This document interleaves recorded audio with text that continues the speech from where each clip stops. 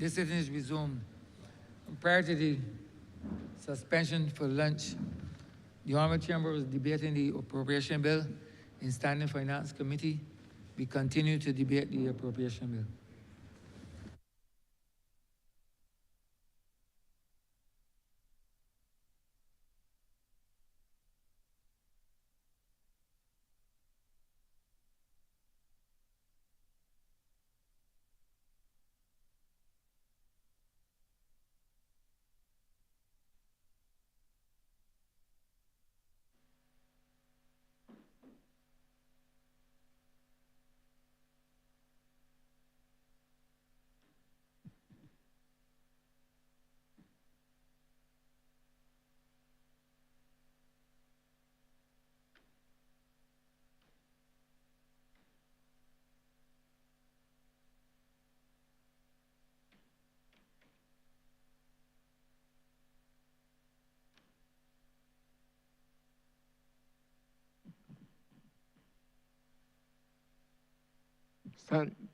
Standing Finance Committee is resumed.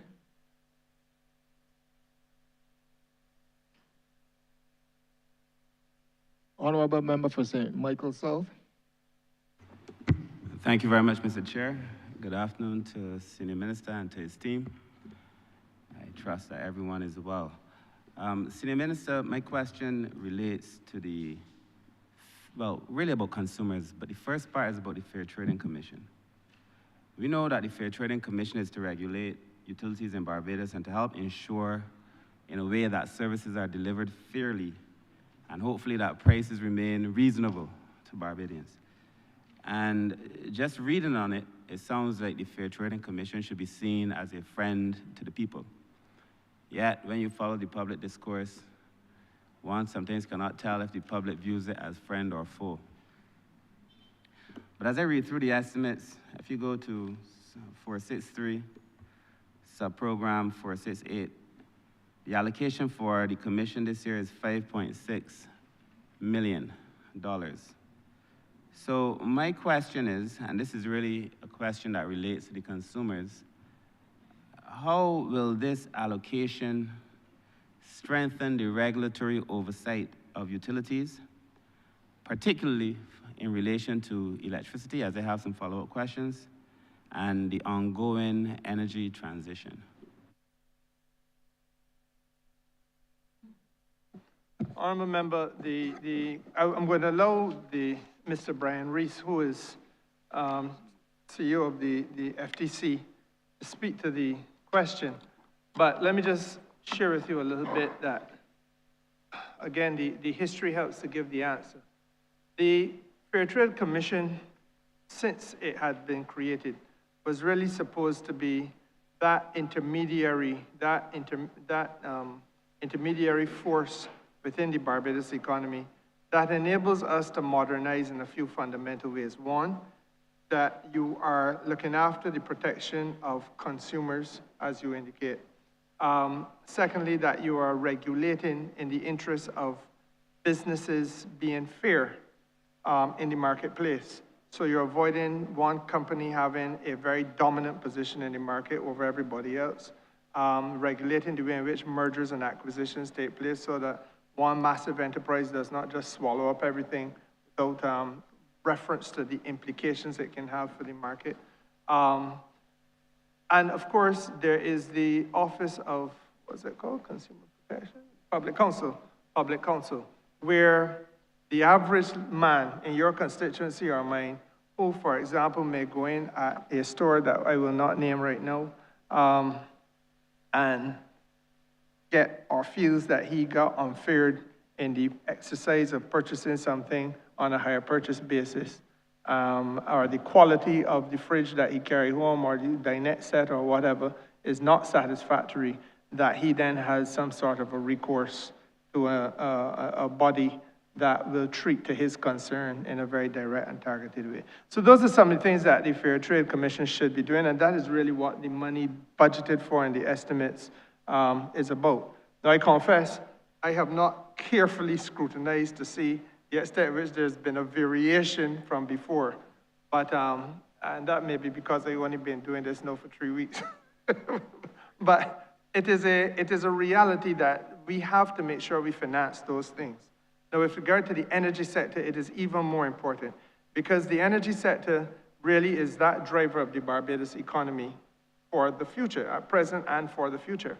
And as we roll out new technologies, there have got to be what we call tariffs in order for investors to get a return on their investment.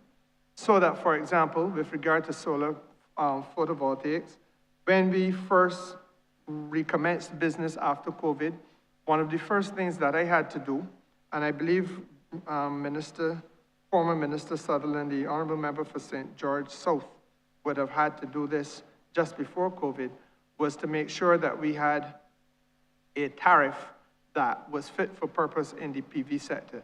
And I remember well that we came to Parliament with an accelerated premium for those people who were investing in solar photovoltaics up to a certain level, so as to unlock capital that otherwise would not have been put into the PV sector. And then after that, everybody wanted to get to heaven without dying because they thought they could get money real fast, which is part of the problem that we must now correct today because there's been an over-demand in that sector. But I say all of that simply to say that one of the things that the Fair Trade Commission does is to really set the rates that people will have to pay, and therefore it impacts the returns on the investment of the proposed investor. It is dry, difficult, dull work on the part of the FTC, very, very, very technical, and I guess that is perhaps why people don't really track it, but it is indispensable to the way in which Barbados' economy operates. And as I said, we have Mr. Brian Rees here, who's the CEO, and I feel that he perhaps might be able to share a deeper and better insight than I can. Good afternoon, Chair. Good afternoon to the honourable members. And I thank the Senior Minister for the opportunity he's given to the FTC to share with you, honourable member, through me. Chair, the FTC's budget has been specifically crafted for exactly as the Minister has alluded, to provide not only a connection with our public, but also to be able to meet the demands and the expectations of that public as we develop, not only within the electricity sector, but with all of the sectors that we have a responsibility for. As I'm sure most people are aware within this chamber, and I would wish that we share it with as many persons in Barbados as possible, we cover not only the utility regulation of the sector, but also we cover fair competition, and we also cover, as you alluded to, consumer protection. As far as the budget is concerned, we are specifically, and I'm dealing with the general first, we are specifically looking at greater stakeholder engagement, which includes us getting boots on the ground, engaging with the public, so that we're not seen to be that ivory tower far away where people can't necessarily participate intimately. We want people to know that we are there. The Minister has very eloquently expressed the balance that we have to discharge, which is not only to the consumers, but also to the business sector as well. We need to make sure that there is a ROI, that return on investment. But as far as the consumers are concerned, we have to make sure that we are on the ground, that we are engaging with them, we understand what the issues are, and we're presenting what are credible, useful, and practical solutions to their issues. One such example I would share with you is as far as the telecom sector is concerned. And I know that in the telecom sector, we've had a number of concerns raised about the mobile and broadband services that exist, and whether the service providers' operations are at the standard that one would expect in this age. And we appreciate that there are improvements that must be made. Sadly, we do not have at this present time the regulatory mandate, the statutory mandate to be able to discharge that duty. But nonetheless, in 2023, we actually created a voluntary mobile telecommunications standard for the two operators within our jurisdiction. Officer, I hate to interrupt you, moving very smoothly, but I do not recall you saying who you are and your position. My sincerest apologies, Chair. I am Brian Rees. I'm the CEO, the Chief Executive Officer of the Fair Trading Commission. Thank you. My sincerest apologies. As I was saying, Honourable Member, the telecoms voluntary code that was created in 2023, as the name suggests, requires that the service providers first agree to certain standards voluntarily and then comply with those standards over time voluntarily. And we've actually seen since 2023 a reduction in the quantum of refunds that we have had to seek for consumers because of the fact that those matters are now handled by that voluntary code. We've actually reduced from 104,000 approximately Barbados dollars, to in the region of around 15,000 Barbados dollars, simply because we've created a standardized approach to the management of the interaction between the consumers and the service providers. But we want to go further, and we're presently engaged with our stakeholders in government who have the responsibility for the amendments that are required to the legislation, to seek to have the legislation adjusted so that we can broaden our mandate, so that we can provide greater opportunity for the establishment of standards to ensure quality. You mentioned specifically the electricity sector, and I purposely waited till last. A lot of what we have put our budget towards is training, ensuring that the FTC staff are able to meet the demands of novel technology, a very dynamic environment, and the move from what was previously a very linear engagement between the public utility and the FTC into what is now a multidimensional approach as far as the independent power producers are concerned. We're going to have a multitude of persons coming onto the grid very shortly, and we need to be able to see them face to face, deliver the services that are expected of us under our statutory mandate, and do that in as timely a manner as possible. And the only way to do that is to build the confidence through the training, through the experience. And the budget is geared towards not only instantaneous training, but developing the FTC as an agency that is at the cutting edge, at the tip of the spear of all matters related to energy. Additionally, we're also looking this year in the financial year 2026-2027 to have an organizational review done. One was started, I believe maybe a year or two ago, and it was not completed because of some extraneous matters. But we do see the need to complete the organizational review to be able to say that we not only have, but have a plan for developing the manpower for the FTC. We need to be able to assess what are the manpower hours, the approximate hours that are required to complete tasks, to ensure that we have sufficient and properly trained manpower to deliver those services that we see necessary. I could go on if you wish me to, but if I have answered your question, I remain here to any further questions. No need to go on.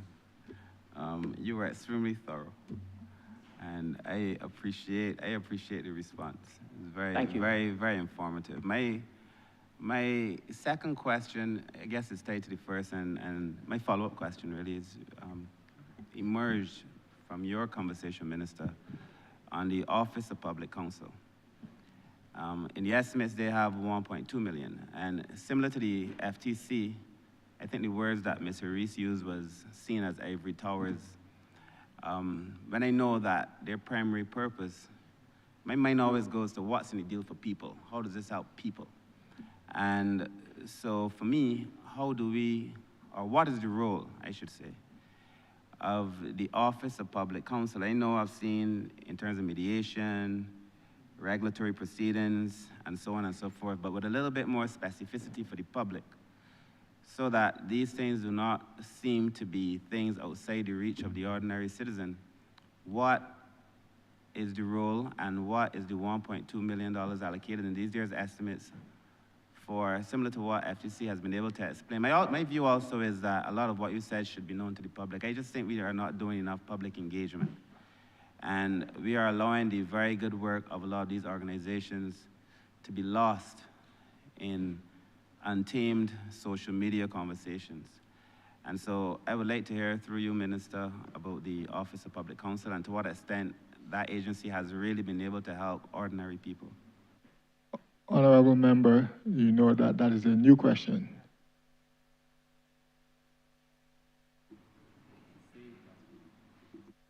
Say that again. My question, Chair, was in relation to regulatory agencies and the impact they're having on consumers.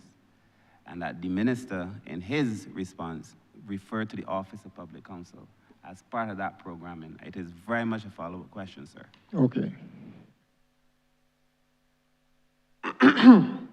Thank you very much, Senior Minister. And I can only tell you that I share your view. And having come back to the ministry, I feel a certain sense of purpose to rededicate myself on this issue. And for me, it is an unfinished part of the original business when I had first an opportunity. And I would tell you there are a few departments of this ministry, one which is no longer with us, but I have signaled already, and I will signal again, that I feel strongly it perhaps needs to be with us, and that is the BNSI. There are certain indispensable parts of the apparatus of this ministry, which I think the public needs to be conversant about. The public needs to be as aware of as they are aware of anything else that happens in Barbados, because they really represent tangible mechanisms which the average Barbadian can use in order to make the quality of life better financially in this country. So that the BNSI, which is the National Standards Institute, for example, should be part of the discussion of any business person in Barbados, because of the fact that its business really is about helping people to do what they do to the highest possible standard. Believe you me, in 2022, when I became the minister, or was it 2021, there were 9,000 identified businesses under this sector in Barbados, and 43 had a relationship with the BNSI. And that alarmed me. On Sunday, I'm going to invite Sandra Rollins, who is public counsel, to share her thoughts on this with you. But on Sunday, as I talked to some of the officers from the public counsel's office, I said the same thing, that the work that they're doing is indispensable, but we hide in the light under the bushel.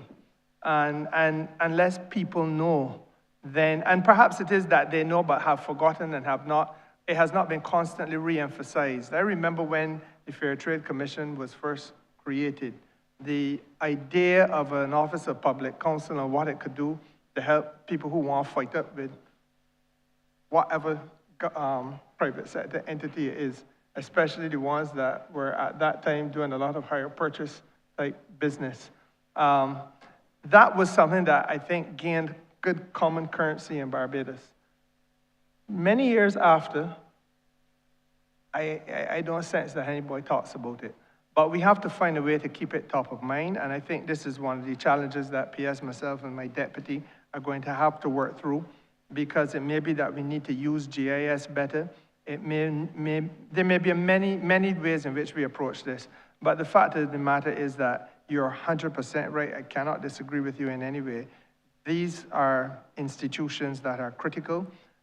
They empower the Barbadian consumer, they empower the Barbadian business, and ensure fairness in the marketplace, and those are the things that we have to help to deliver. If Ms. Rollins is in a position now to be able to speak, I would yield the floor to her.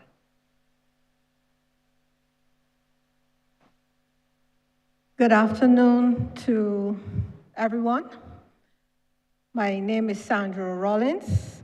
I am the public counsel in the Office of Public Counsel. The role of the Office of Public Counsel, it is multifaceted.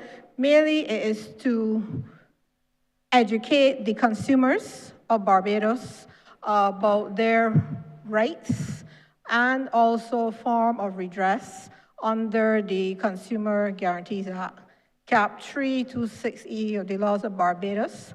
We are also there to guide suppliers of both goods and services.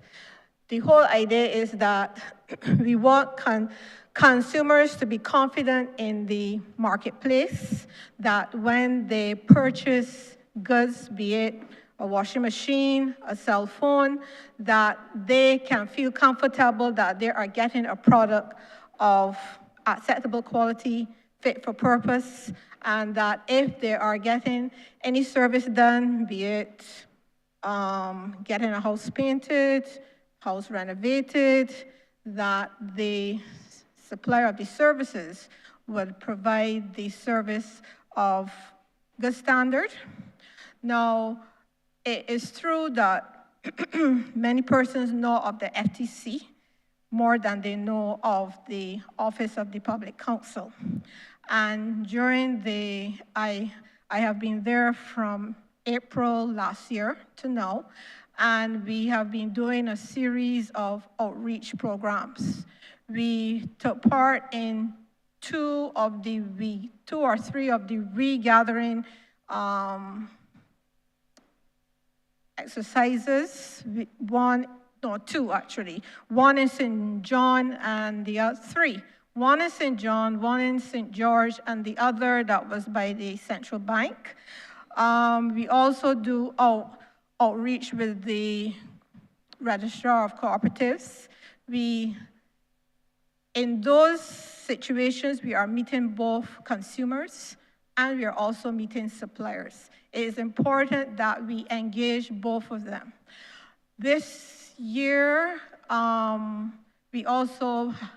we have a essay competition and a poster competition running in the secondary schools. And shortly during this month, we will have a suppliers forum.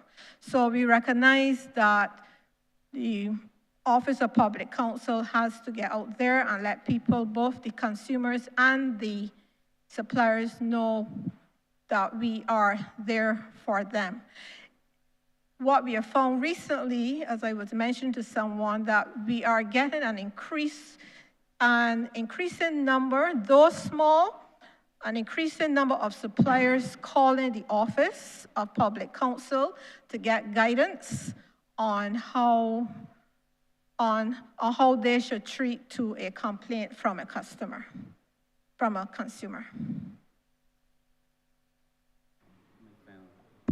My final follow-up, and Before you go there, if I could just make an interjection, Mr. Chairman, because I think that there's a policy issue that is very important here.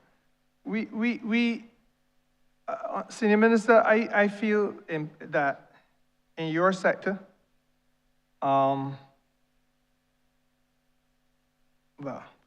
a service that is done or provided has to be provided in a timely manner. And you will find as you go through the infrastructure experience that there are many contractors who are accused of not performing in a timely manner. That is one of the concerns really that the Consumers Guarantee Act speaks to. I recall well that issues of prior use of a product, that people buy something anticipating that it is brand new or a certain type of condition, and then lo and behold, that is not the case. The question of repairs and availability of spare parts, that is a burning issue in Barbados. And it is, to my way of thinking, highly unfortunate, first of all, that these things continue to happen all through the years without the appropriate intervention and satisfactory resolution. But it happens because our people may not be as aware as perhaps we think they are or as they should be. And we got to help them be aware. So I own it as minister that this is one of the challenges that we're going to have to do. We're going to have, as Pierre said, to do the public relations. It may mean one day that we have to hire public relations people. We hate to think it has to come to that. But it really does mean that we have to have an educational program. Because as I just said these things, I could see the nod in your head as you recognize that these are matters that you yourself will collide with, your constituents can collide with, the whole of Barbados collides with, but we have not necessarily used the existing institution appropriately. So it isn't that it isn't there. The Office of Public Counsel is there, and it is staffed, and it is supposed to be doing this work, but it can't do that which is not brought to its attention, and we have to help it, therefore, My final follow-up, Chair, and again, so that you don't scold me unnecessarily, I will try to make the association obvious. But it is in relation to the points that were raised, I think, both by Senior Minister and Mr. Rees, in relation to this energy transition, and I think what we ought to see coming. Now, when I perused your estimates, Senior Minister, I saw explanatory notes referring to work with electric buses, vehicle-to-grid systems, different things. And so it tells me that there's going to be a conversation around the capacity at some point of the grid. And perhaps, as you mentioned, you hinted, the inevitable disappointment of Barbadians if they're not able to get what they think this great future promises. And so I want to know to what extent are these agencies, whether it is the FTC, whether it is the Office of Public Counsel, or whatever agency, is currently monitoring that transition to the extent that when Barbadians find themselves where perhaps the grid infrastructure is unable to grant them what they think they should get, or when if there are too many buses or too many electric vehicles, who's monitoring this? Because at some point, I suspect these are going to be the realities faced by the Fair Trading Commission. And I heard Mr. Rees speak of training, so I imagine that he's preparing his staff for some of these conversations. But I suspect the direction that the country is going to have to filter down to these agencies so that when these things come, inevitably as they will, the ministry is better able to respond. So I just want to know to what extent are we monitoring and what planning mechanisms are currently in place to be able to help address what I think is an inevitable reality, one way or the other. And thank you for the question, Senior Minister. When I asked Delano Canterbury, who I believe is project director with renewables, to prepare himself to answer. But let me say to you that, again, this is where I think a certain element of perhaps reset, but definitely dialogue has to take place. I don't want to just use the word reset because I am not entirely sure the extent to which some of these things have been happening during under the last minister who was doing a number of different things in this sector. But I do believe that, for example, just to use your example, answering you directly, the FTC has a role to play, but it is by no stretch of the imagination the be-all and end-all of this question of how we monitor what the market is going to be able to bear and how much renewable energy can come on. That is really going to have to be done by the ministry itself as market monitor. And there is a specifically defined role for the Ministry of Energy as market monitor. Again, when I was minister previously, I had been engaging with the automotive sector in Barbados. And I was doing so, and you may recall, I had brought a couple of papers to Cabinet where we were updating colleagues on the fact that we obviously have a given amount of vehicles on the ground in Barbados. And as we think about how we roll out the new look of vehicle, which is hybrid, electric, etc., we have to make provision for the fact that there are going to be some, as recently as this morning, I have no doubt, people would have gone to buy a brand new car, and that brand new car is operating off of diesel or gas. But we will come to a point in time, in the not too distant future, when there will be no more diesel or gasoline vehicles being brought into Barbados. And therefore, we have then to think in terms not of a phase out, because that point of time, I don't want to be quoted as given any finite period, but it can't be that far away. So therefore, we know this because we have a commitment to be entirely fossil fuel free by 2035. We're in 2026 now. So let us assume that happened in 2034, that we said that. That vehicle is still a relatively young vehicle. So we have to be looking at these things and then thinking in terms of how we fuel that vehicle, because there ain't gonna be no more diesel. So the biofuel discussion has to take place. And those are some of the conversations that we have started to have. And I think I'm going to be bringing a redoubling of the energy, no pun intended, to those conversations, because I want to know that all importers of vehicle in Barbados, large or small, must be on board with what it is that we're trying to do, because I do not want to hear that at the last minute people are crying out saying, oh gosh, this is an interruption to my business, I was projecting whatever, and the government come and say something different.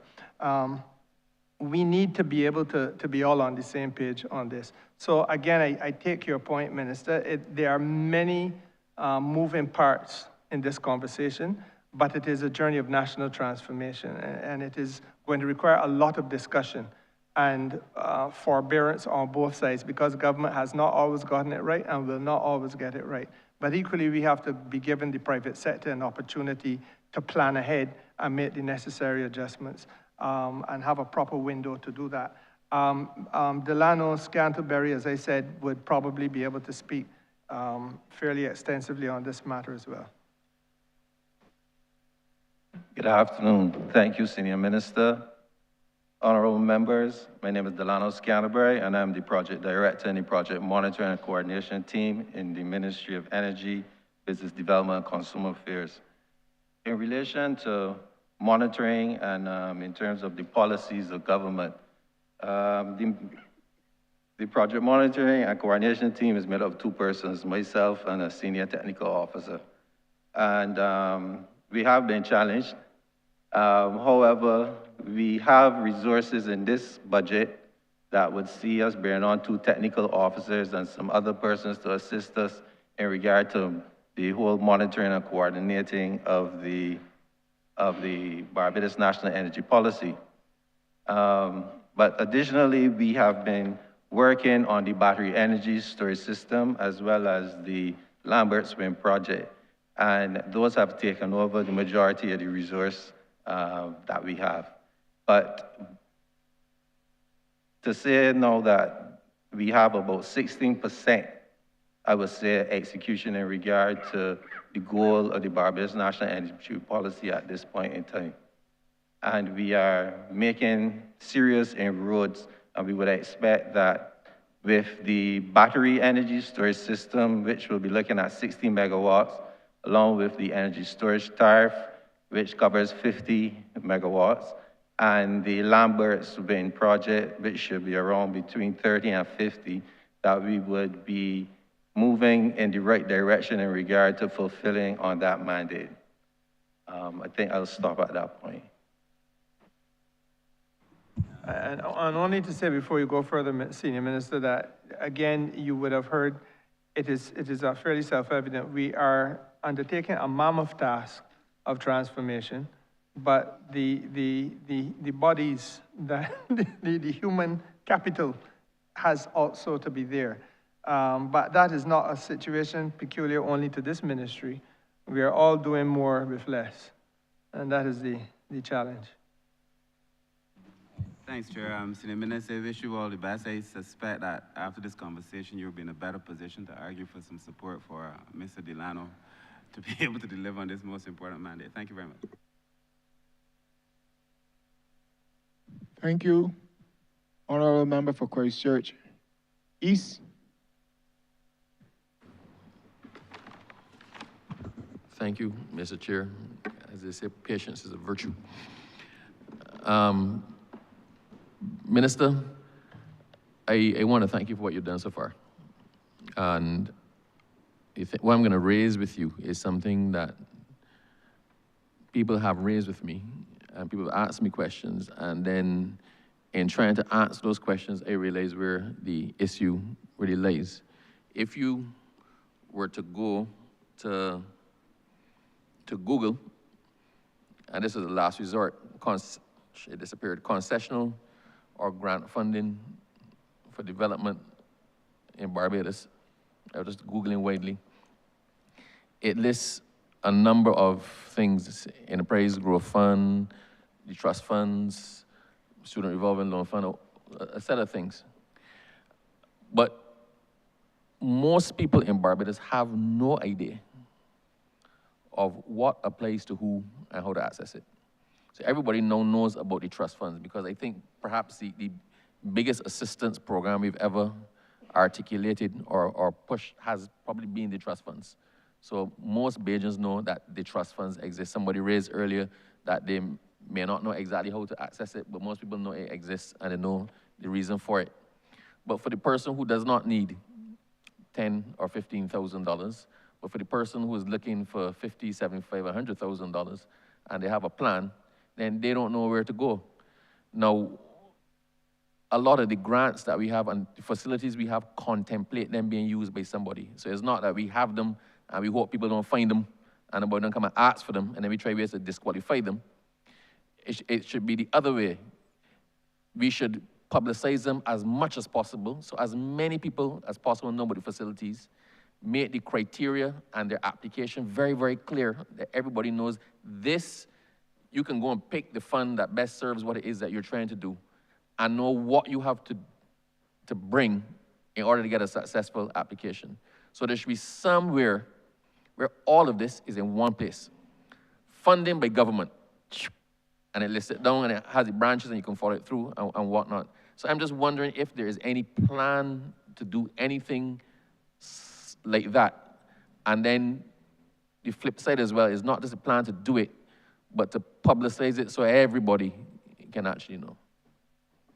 And the answer to both questions is yes. I think that that is also one of the areas where, as I said before, we are hiding the light under the bushel. It is not only my ministry, but with great respect, it is also the Ministry of Finance. And I was looking to see whether my colleague, Minister Strong, our colleague, was in the room. The fact of the matter is that there are many windows. In fact, there is a wide and exhaustive menu of options available to business people in Barbados, irrespective of the sector that they are in. And we are talking about small business, micro business, medium-sized business in Barbados. There are equally a whole raft of options available to those businesses which are specifically located in the tourism sector, even though there are also small, micro, and medium businesses. So you can literally pick the fruit that you wish to eat from an orchard. Similarly, if you go into the agricultural sector, there is funding there as well. So that, the Agricultural Development Fund. What we do not lack for is a menu of funding opportunities. I think you're 100% right. What is necessary is for some of this to be rationalized, and ideally in a digital world. The actual menu. Yeah, ideally in a digital world, we should be able to place these potential services in one place so that you can go and see and understand how you navigate, where you go to get what you want. And quite frankly, it might be helpful to do that so as to avoid duplication as well. And that is another thing that perhaps needs to be carefully thought through.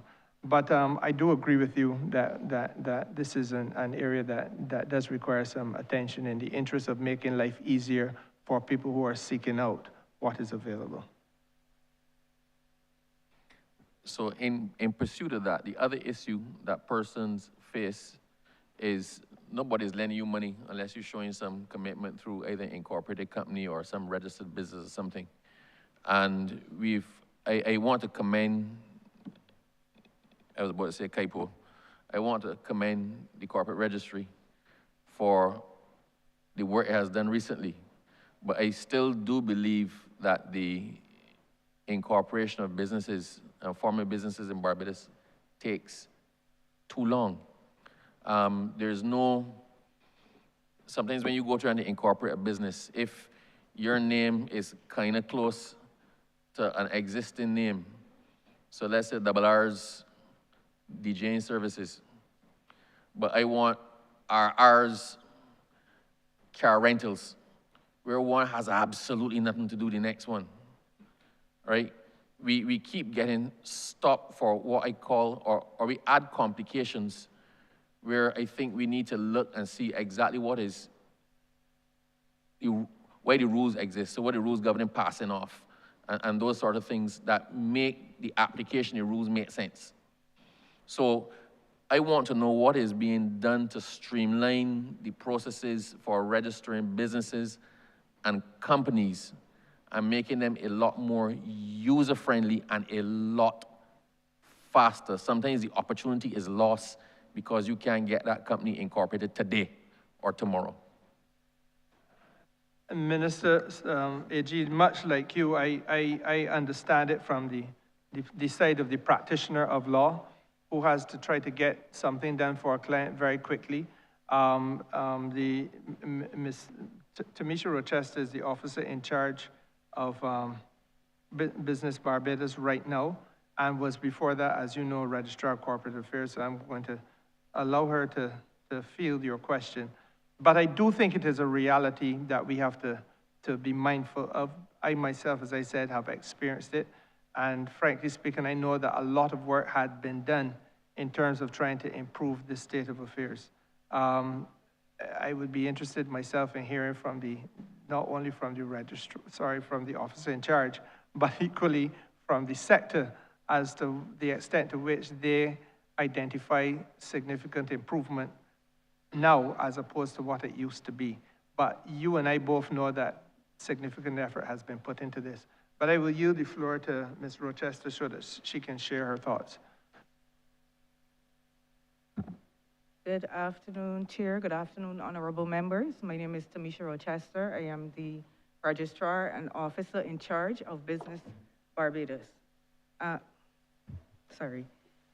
Yeah, so to answer your question, Business Barbados is in the process of transforming the way we have done business and have done business for decades, and to move away from a system that was not built for business in the 21st century. So last year, we indicated that a new system was coming. And not only is a new system coming, but what we've done over the past year has been to lay the groundwork digitally for the improvements that are to come, but also to review all of the processes, the workflows, the process engineering. And we have a legislative blueprint and a legislative drafter on board who is reviewing the legislation. So it is all of these things combined together that need to work together to be able to allow us to improve the system. So as we know, digital transformation is complex, and we are still working with a system, a legacy system on legacy data that involves multiple integrations, while also as we are transforming, making sure that we are up and running to transform with that legacy system. So a lot of the work that we have done over the past year has not been visible to the public, and understandably so. We have been building the backbone, building the foundation, getting the new improvements, the systems, changing the workflows, et cetera, for precisely the point that you made. The end result, faster incorporations, stronger systems, more secure systems, and the ability for business persons to be able to move quickly without impediment. So as I said, it's not just a siloed approach we're taking. We're looking at all of the different factors that lead to timelines. And importantly, I should mention as well, we're using the data to guide us. Before we were in a situation where we were basically operating on anecdotal information. We are actually capturing data, so we're capturing the transaction times, the number of transactions, the number of steps in transactions, feedback from the customers where pain points still exist, and we're using this data to drive the transformation that we've already started and we're continuing to do. Before you go further, AG, let me just amplify that a little bit, because what Mr. Rochester is referring to is a dashboard against which we index and track the satisfaction. PS Hunt, I think, might be able to lend us some further assistance with regard to the functioning of, what is it, the portal that is there now? Thank you, Chair. As Senior Minister, in relation to your first question, Attorney General, in terms of having one place to capture the information, we are actually working on an overall portal. Earlier, I spoke to the Barbados, the Business Enterprise Exchange, sorry, but we're also working on one portal where persons can log on and see everything business related. So you can find information on fund access, information on trust loans, information on Business Barbados, access to Business Barbados, so that persons can have a one-stop shop and be aware of what is available to help them in their business needs. So thank you for that. And just for the record, Ms. Rochester, although that question fell to you, I feel it incumbent upon me to say that my dealings with you over the last, since you've been in the position, have been nothing short of fruitful, helpful, and efficient. But I feel that you're, in a sense, constrained by a system that you fell into, as opposed to one that you built around yourself. So just, P.S., I appreciate what you're saying, and just to further develop that as to why it is critical, we think in terms of businesses. For example, you think about business, you think of a building, right? But the businesses, a lot of these small businesses in Barbados don't have a building. So we need to start thinking of the small man and not just putting him in a category of small business, right? But he might be small now with the potential to expand if he's facilitated properly. So we need to make our facilities and our systems entirely user-friendly so as not to discourage persons at the very first hurdle of registering the actual business, because a lot of people get turned off at that spot. And invariably, as we do business with government, everything that government is asking you to do now, they want you to have the TAMIS number or to give a business name or whatnot. So we are requiring it of the people, but yet we're making it difficult, or we have not made it easy for them to put themselves in a position where they're compliant to receive even small business from government. The last thing, and that was the intro to this point, you raised the point of fund access. I'm noticing that there's nothing in the estimates for this year. I'm looking at page 229 of the estimates. There's nothing in the estimates this year for fund access. And as fund access is one of the ones that people will know. They know trust loans and know fund access. They might not know the rest. When you look and you see there's nothing there, it tends to give you pause. So is there an explanation for that? And yeah, I'll cut off at that point. Is there an explanation for that? Well, PS pulls up what he has to pull up. Let me just say to you that there will be a move-in of $5 million for fund access. And I think that the documentation that PS wants to refer to is you found it? Well, you're definitely on top of your ministry, Minister. Thank you very much. No problem. Chair, thank you.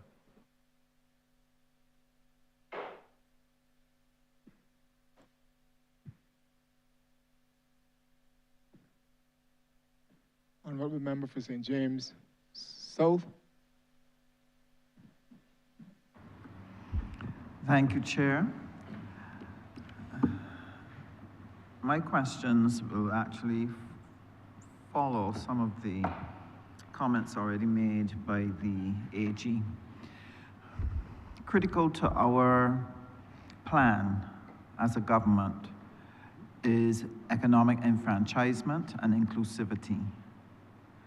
To be able to create a Barbados in which every person who wishes to succeed and be a part of the economic gains and prosperity has the support and a way in which to engage that platform.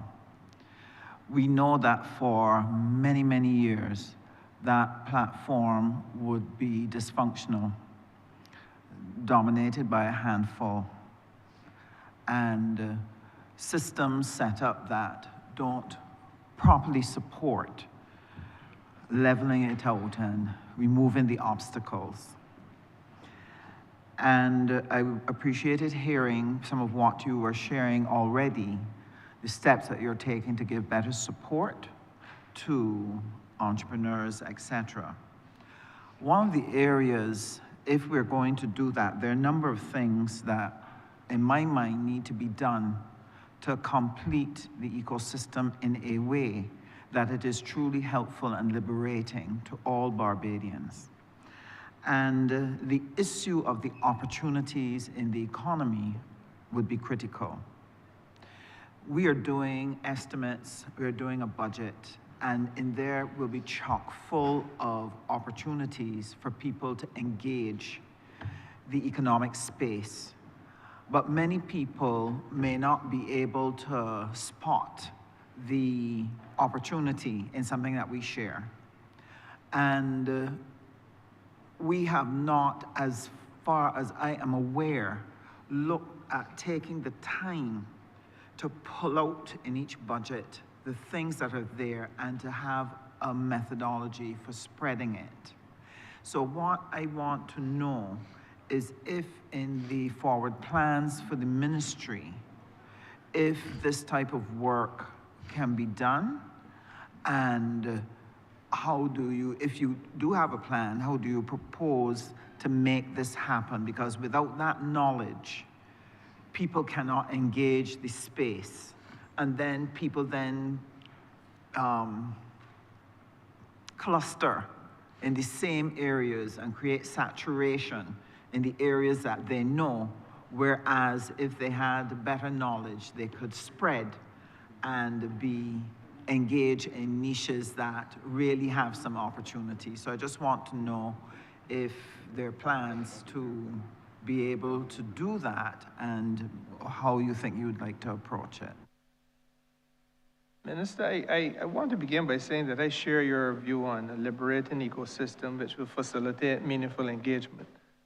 But I am not sure I understand the thrust of the question. So if you wish to, if you wouldn't mind, just to rephrase the question a little bit, because as I consulted both PS and DPS, and we cannot agree on a common understanding of your question. So if you rephrase it, it might help us a little bit. If there are plans to take the budget, the spending that will be taking place there, and identifying the business opportunities that more people can engage. A lot of people have difficulty in deciphering. Oh, you mean to publicly identify the business opportunities? Yes, so that people can see where they could enter. I'm with you, okay. And yes, the answer to that would be yes. I do not know that it would be effective if we just tried to pull them all out as one bundle and throw it out into the atmosphere.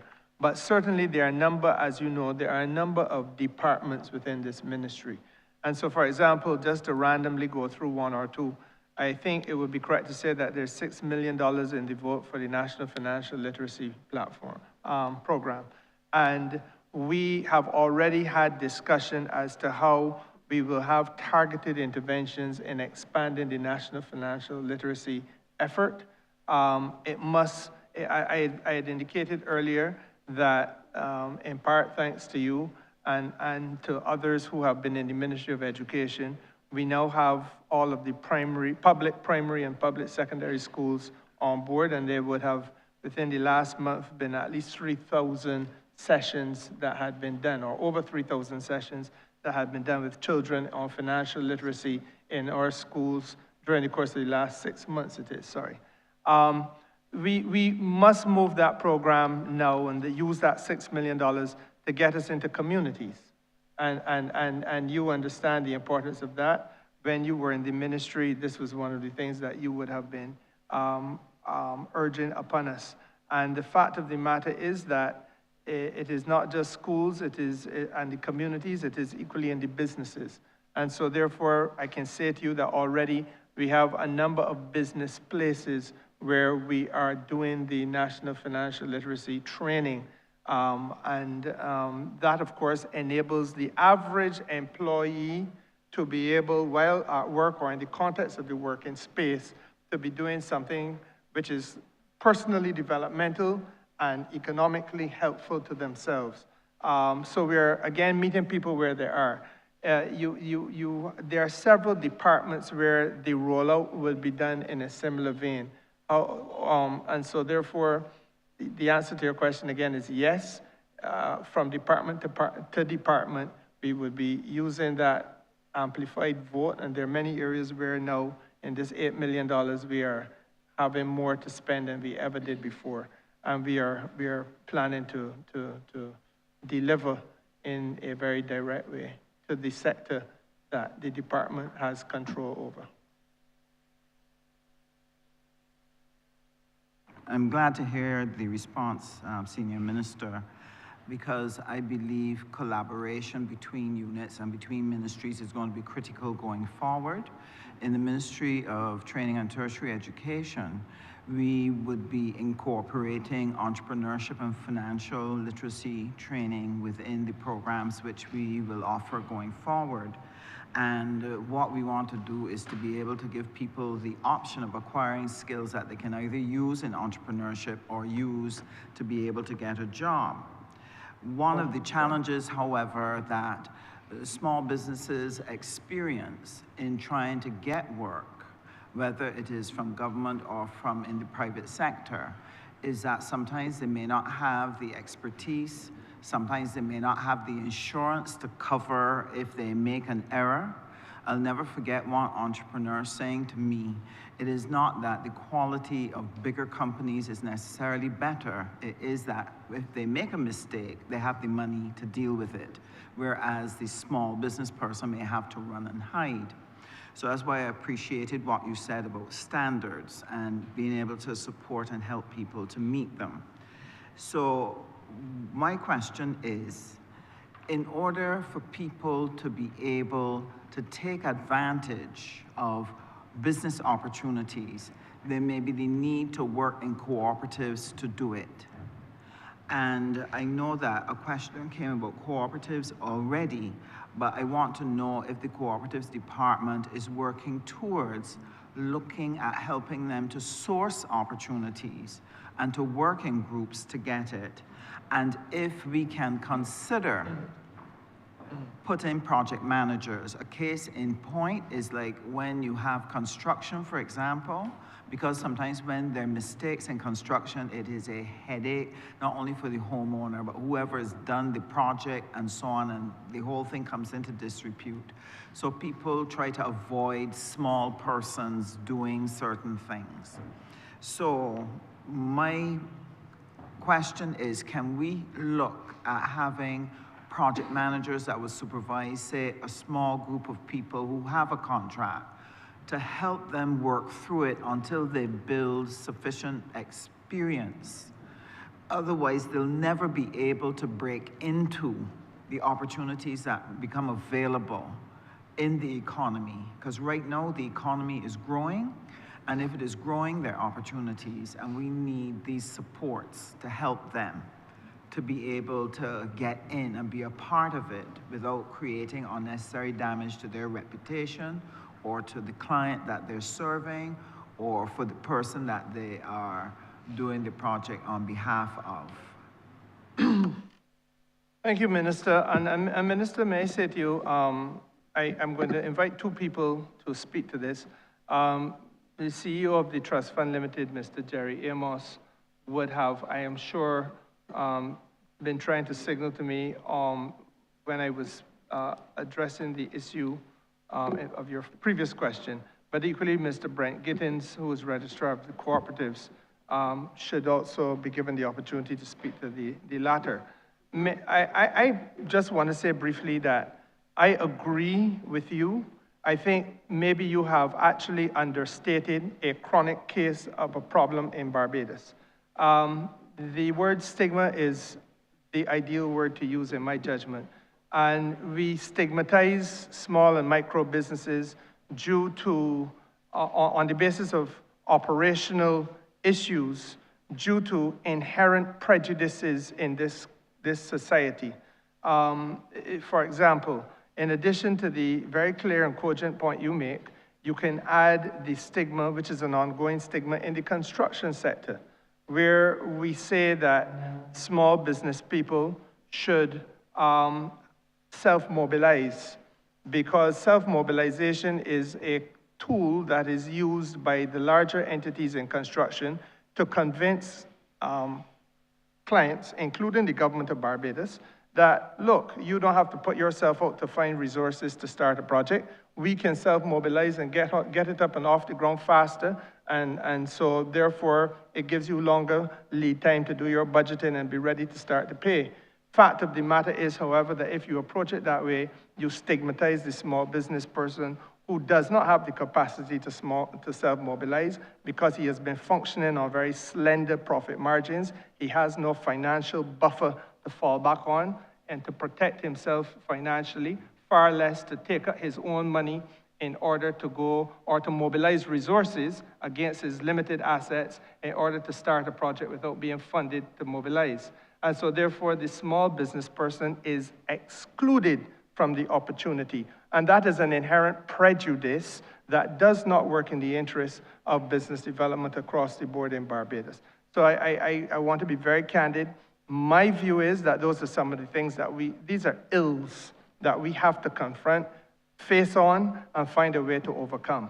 I will yield the floor, first of all, to Mr. Jerry Amos on the previous question, and then to Mr. Brent Gittins on Registrar of Co-ops. Thank you, Senior Minister, and thank you for your question, Member for St. James South. I believe many ministers spoke. We were speaking about opportunities. So earlier I spoke about the second pillar in our 7-point plan. So I want to speak on the first pillar. Is a program we are introducing called TOP, Targeted Opportunities Pipeline. So when I heard you spoke about opportunities, I thought this was the ideal time to speak on this. Now, the predecessor to this program were two, our MyFest program and our Stay Fest program. What our MyFest program did was we actually help entrepreneurs to build their products up to standards. And I'm glad the minister spoke about BNSA because they played a crucial role in actually ensuring that the standards were met by these entrepreneurs, not only locally, because they sit on the shelf locally, but also regionally and extra-regionally.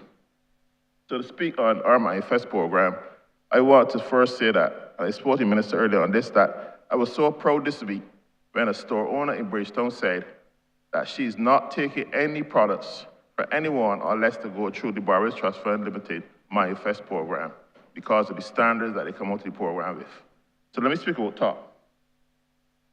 BTFL will expand the Targeted Opportunity Pipeline, a training and developmental program focused on governance, financial discipline, and around business management. Entrepreneurs will receive core training in export readiness, investment readiness, franchising, for packaging opportunity, and market identification. Following this foundation, entrepreneurs may move into specialized programs such as MyFest for manufacturers and Stay Fest for service-based entrepreneurs, creating clear pathways from ideas to scalable businesses. I want to go and speak of another pillar.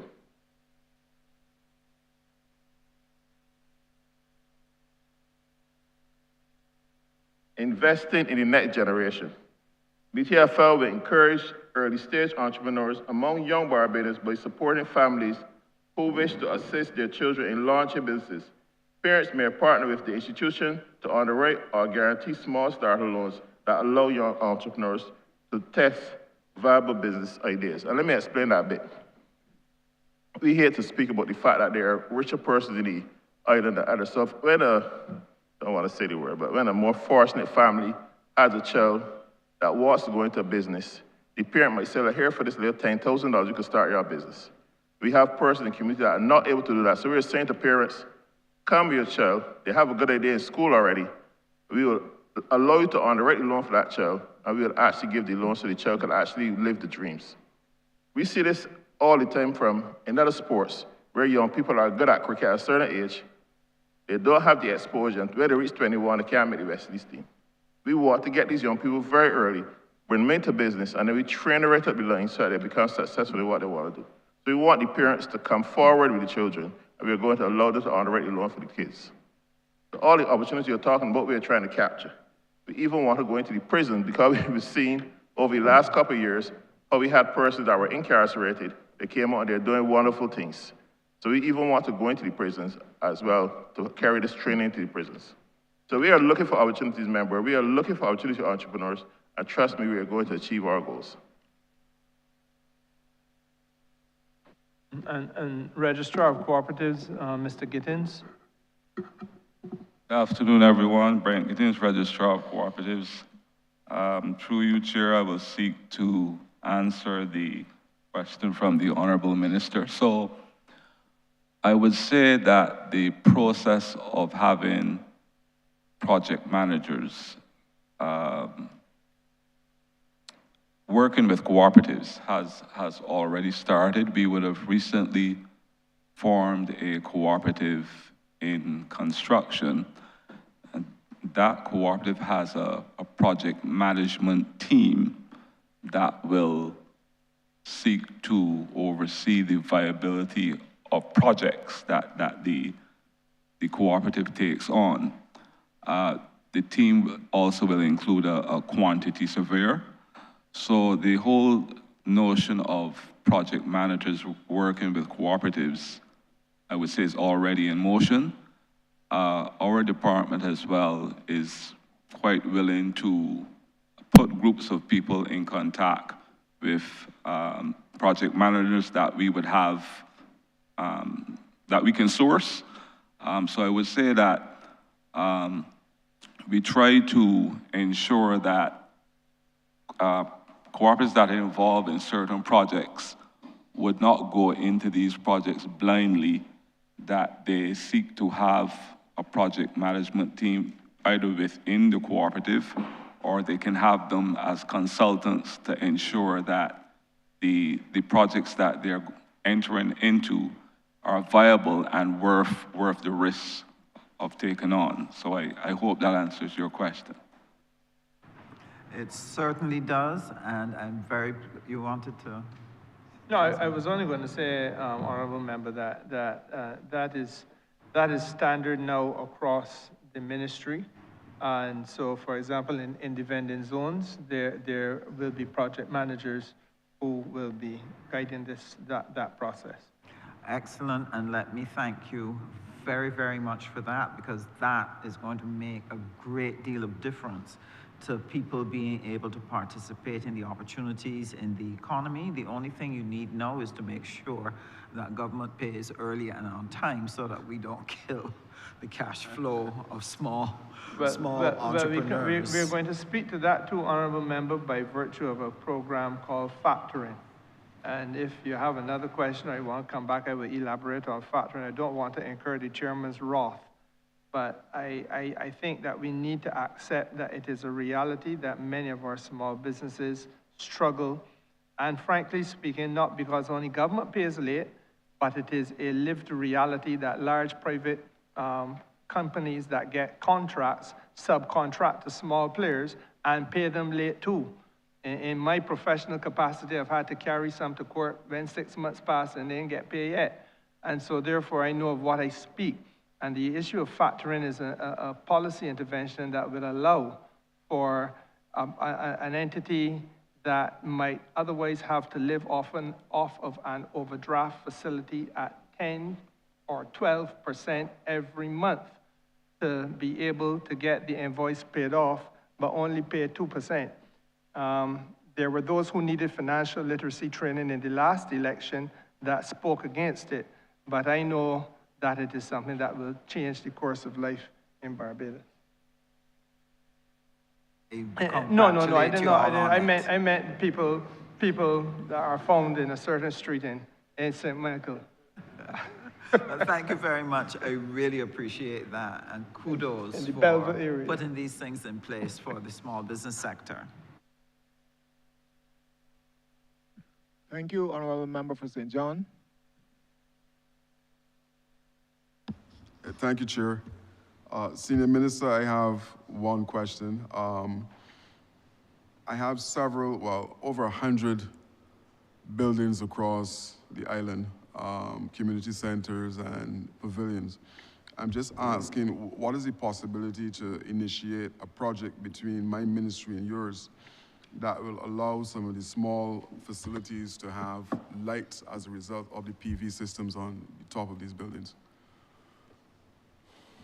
I think that the possibility would be great, and I would warmly welcome a discussion on it with you and your senior team. Off the top of my head, I will invite the Deputy Permanent Secretary, who very, very competent on these issues of projects, to tell me whether there's a foreseeable challenge.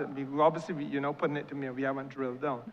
But it makes good sense to me because just like the vending zones, I do feel that if we can have lights that are available at less cost, then it facilitates the activity into the evening. And in your case, sir, it enables us to have sporting and community development, which is what the country needs, an outlet, especially for our young people, our young males, to compete fiercely and competitively on the field of play and away from the firearms. And in my own judgment, in terms of business, it does allow for the more activities of that nature we can have in a community, the more the serious entrepreneurs will be found. The people who, as soon as there is a large grouping coming together for whatever event it might be or training, they also find an opportunity to sell some natural juices. They also find an opportunity to be involved commercially in some way. And I think that, therefore, there can be a happy marriage of the two endeavors. DPS, you. Good afternoon. Thank you very much, Senior Minister. Good afternoon, Chair and colleagues and members of Parliament. My name is Keisha Reed. I'm the Deputy Permanent Secretary Projects in the Ministry of Energy, Business Development and Consumer Affairs. Thanks for the question, Member of Parliament. We do have a number of projects within the ministry, and I'll speak to one particular project where I think we can have synergies, which is the Sustainable Energy Investment Program, where under that project, we have resources to do solar PV as well as energy efficiency across government buildings. We would have done a number of energy assessments on a number of buildings. I will have to liaise with the team to see if any of your buildings were part of that list. But I think it is a great initiative, barring the challenges with the capacity to the grid. We can have discussions with our ministry, my ministry and yours, in terms of how we can scope out a project that we could execute over the next few years. We have 3 more years for the Sustainable Energy Program, and that is funded by the IDB and the EU, and I can have discussions with the project manager who is here and her team with respect to how we can do that. If we don't have scope to be able to execute it under that project, we can also scope out and plan a new project, if so be it, to facilitate this. But I think it is very important. I myself sometimes on afternoons utilize some of the facilities for my afternoon walks, and we have to make sure we finish our exercise before the sun goes down. So it brings great opportunity for not just the persons in the community playing sports, but for the average persons who want to exercise, especially when we get to a certain age, to be able to use the facilities for longer periods. And just for your benefit, Honourable Member, Minister, that reference to 3 years doesn't mean we will wait 3 years for the project to start. No. It means that we have 3 years left in that fund. Yeah, okay. So for you and I, we're talking 3 weeks, 3 months. Who do I send correspondence to? I will have my PS expedite the process next week. Who do I send? Go to DPS Reed, who's sitting to my right, and as you and I share common interests in your constituency, sir, you can just lift the receiver and speak with me. Are you?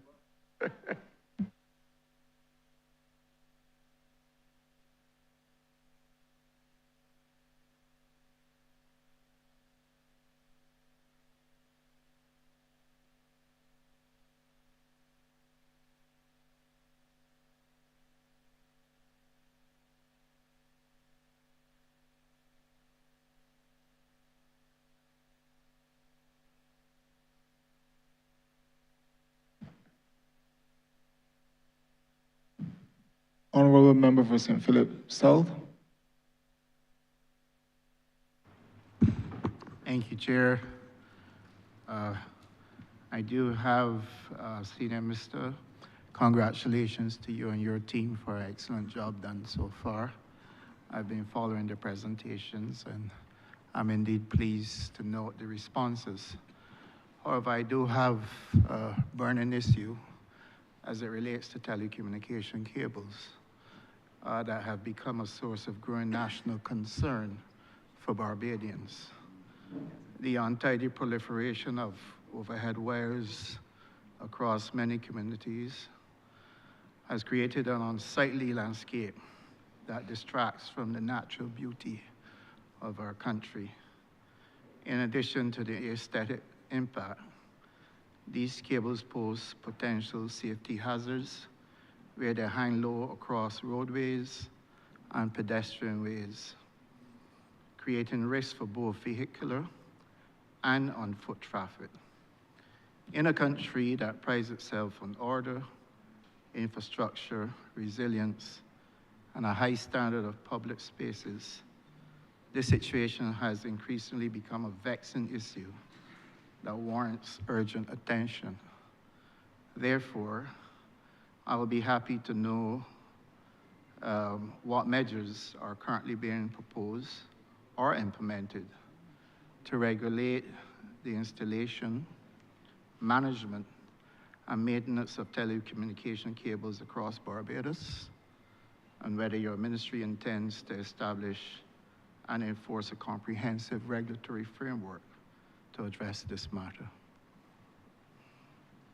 I want to thank you for that question, to which I will refer the FTC CEO, Fair Trade Commission CEO, Mr. Rees, and give him the opportunity to speak, because really and truly, the FTC, as I indicated, falls within the ministry, but we are not, the ministry itself cannot do that which you asked about, which is to say, to make that type of intervention. I, however, as minister, can say to you that I agree with you 100%. It is an eyesore. I congratulate you on your diplomacy. Having just left that particular field of endeavor, I can tell you that you commend yourself for that practice, the practice of diplomacy. It is not just a question of optics, as you put it. It is a vulgar eyesore. And all around Barbados, we see these wires hanging, and it has been so now for many years. It is also a question of safety, you're quite right, because I have seen the very large trucks. In fact, in the district where I live, and where the honorable member who used to be Minister of the Environment lives, we have had instances of his ministries, as they then were, large garbage trucks, pulling down some of these same wires. And it also speaks to a third issue, which I think is the professionalism or lack thereof of the service providers. Because if we can drive around and see it, I am sure that the very highly paid executives in charge of these service providing companies are also seeing it. And it is an alarming thing to me that this could be going on for so long and there be no intervention. But I ask that the FTC speak to the matter. Good afternoon again, Mr. Chair, through you.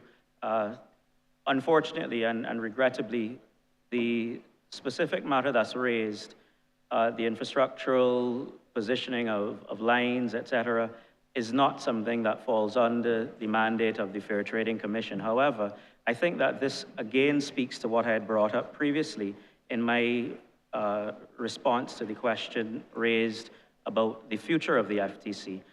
We have been, within the last 3 years, engaged with the telecoms unit on other matters related to quality of service.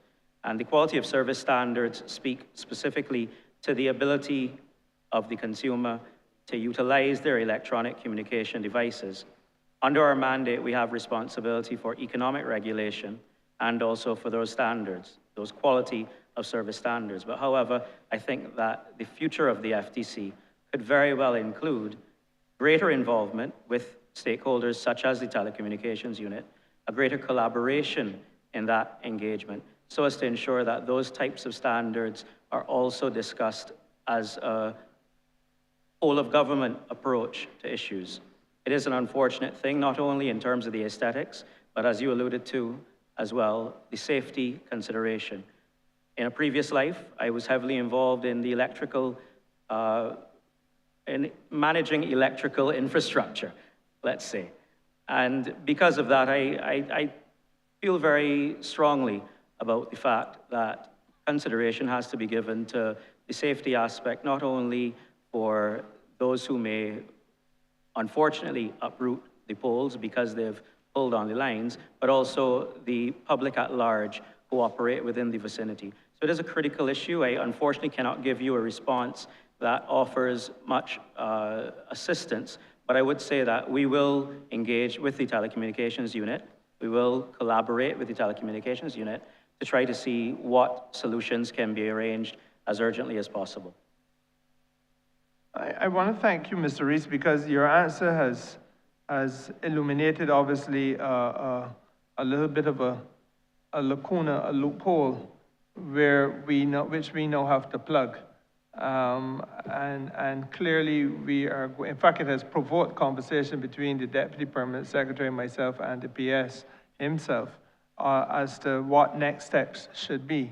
Because I want to assure you, Honourable Minister, that your question is pertinent and the concern is real as far as I'm concerned. And the Ministry of Energy will follow up to try to see where resolution should properly lie and to do the necessary engagements. Because this problem is not just in a parish or in a district, it is seen island-wide. And it is not just bad, it has been getting worse for a long period of time. And I'm sure that everybody in Barbados could agree with that. Mr. Chairman, as a follow-up question, Senior Minister, I agree with you that there is a lacuna.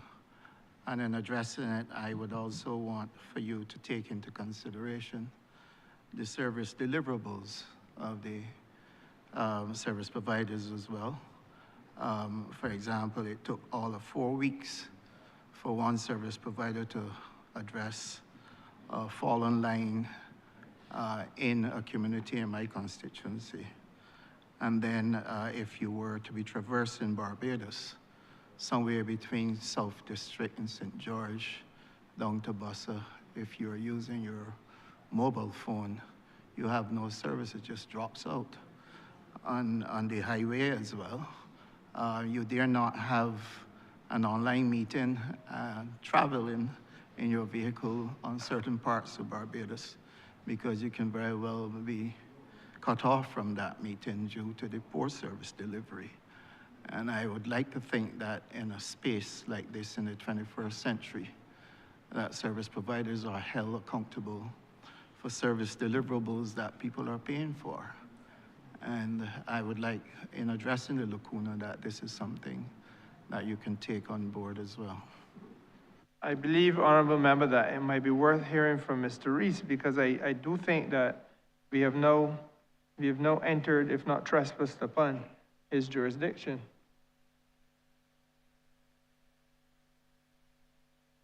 Thank you again, Senior Minister. I believe I would have mentioned previously, we had actually received a directive from Cabinet to look at this specific issue many years ago. And unfortunately, COVID intervened, a number of other issues intervened, and I will be very honest and say that, unfortunately, it has not been executed upon. The FTC, however, within that intervening period, had created the quality of service standards that would speak specifically to those matters.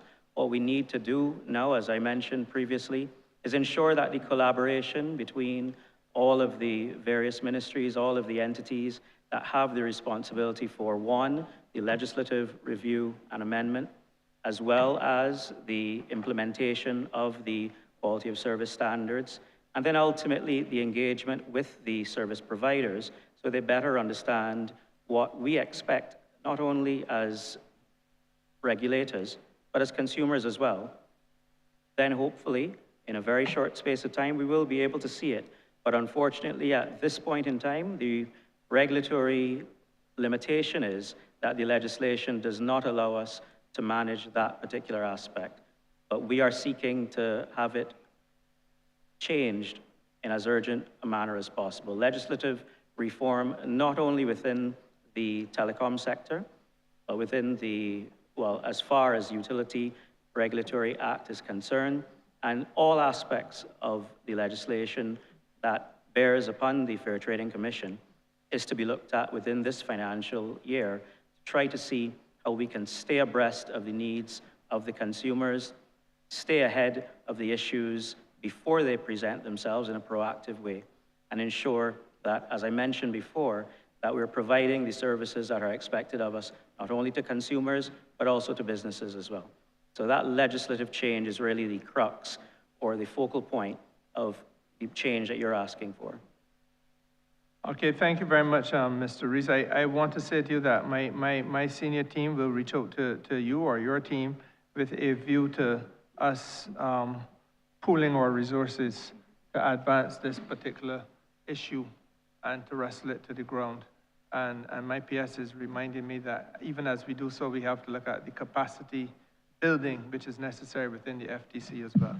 So that is useful work that will come out of the questions asked by the Honourable Member for St. Philip South, and I'm grateful to you, Minister.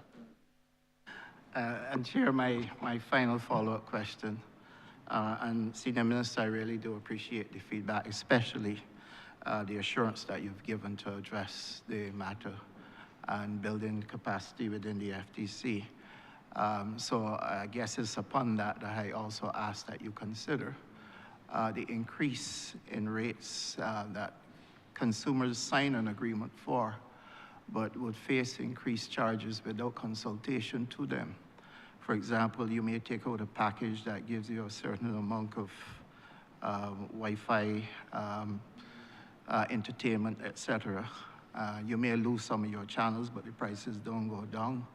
And in fact, you see a reflected increase in prices from the service providers without consultation. And consumers are being asked to pay those prices or they're being disconnected. And this is something that us as a government need to address post-haste. And again, Minister, I, in the absence of having been briefed, I know the problem. In fact, I have myself experienced the problem. But I would want to hear what the FTC's response to you would be on this issue. Thank you, Senior Minister. I would wish first, if you don't mind, Senior Minister, through you, Chair, to go back to the previous comments we made on the capacity building as far as the quality of service standards are concerned. I would not wish it to be, I would not wish it to appear as though that is really the crux of the issue. The issue really is that we need to have legislative changes to the telecommunications legislation. And that, unfortunately, does not fall under the auspices of the FTC. That is something that is managed in another partner ministry. So I think that more collaboration, which we have already started, which we are constantly encouraging, I think will help that situation. So I just want to make sure that we are very precise about what the real change needs to be to achieve the goal that you've mentioned. With regard to the matter of provision of services, changing services, services being changed unilaterally without notice, this is something, as you've said, we have observed occurring frequently within the market. And we're approaching it not from a utility regulatory perspective, because again, I reiterate, that is not part of the utility regulatory mandate that we have. However, we have been approaching it under our consumer protection mandate, insofar as our responsibility to ensure that the consumers get what they have contracted to get. The Consumer Protection Act is very clear about the fact that unilateral changes such as those should not occur. And we have been engaging with the various service providers to ensure that that does not occur. We have been engaging with our consumers to understand how they have been affected in terms of payment for services not received. And we have sought through the Mobile Telecommunications Code that I would have mentioned in my previous comments to ensure that at any point in time when refunds can be obtained, that we very frontally and very aggressively seek to obtain those for consumers. So we are very aware of the issue that consumers have raised, and we are on top of it trying to ensure consumers are not affected and that the service providers, most importantly and primarily, do not cause those issues to be to come to your attention. Okay, I want to thank you, Mr. Reese. And again, perhaps it is best for us to have conversations not here, but behind closed doors. I think it makes for a more tidy way of treating to some of these issues. In the minds of the consumer, and I am one, the issue of loss of service during calls, the issue of dead zones, where in my constituency, I know that it is pointless in my trying to make a cell phone call in certain parts of the constituency because it's just not going to be the quality that it would be elsewhere in Barbados. And I've heard this or experienced it in other parts of the island. But these are things that I don't think we should be interrogating you on here. I think there are issues that perhaps we may more tightly and usefully be able to deal with in a more structured way. But we will have those conversations. I thank you for the candid nature of your response. And I hope, Honourable Minister, that though I am sure you're not fully satisfied, that you may be willing to agree that you have opened not a Pandora's box, but an avenue for resolution of a problem. Thank you. Senior Minister, I wish to thank you sincerely. And I am sure that you do appreciate that I'm satisfied that you will do your best to make sure that this matter is addressed. And I leave it up to you and Brother Reese. Thank you, Chair. Mr. Chairman, I beg to move that you do now report progress to His Honor the Speaker and beg leave to sit again. Wait a second. The question is that I do not report progress to His Honor the Speaker and beg for leave to sit again. All honorable members in favor, say aye. Aye. Honorable members against, say no. He thinks the ayes have it.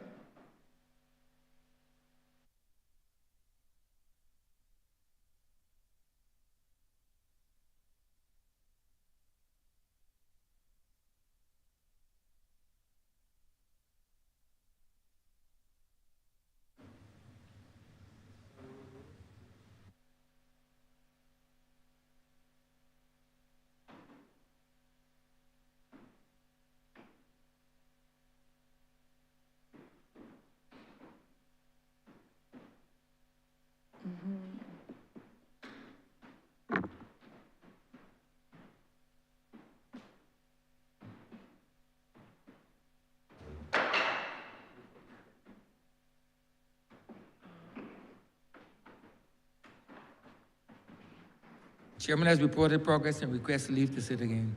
Honourable Leader, Government Business. Thank you, Mr. Speaker. I beg to move the suspension of the House until 5 minutes past 4.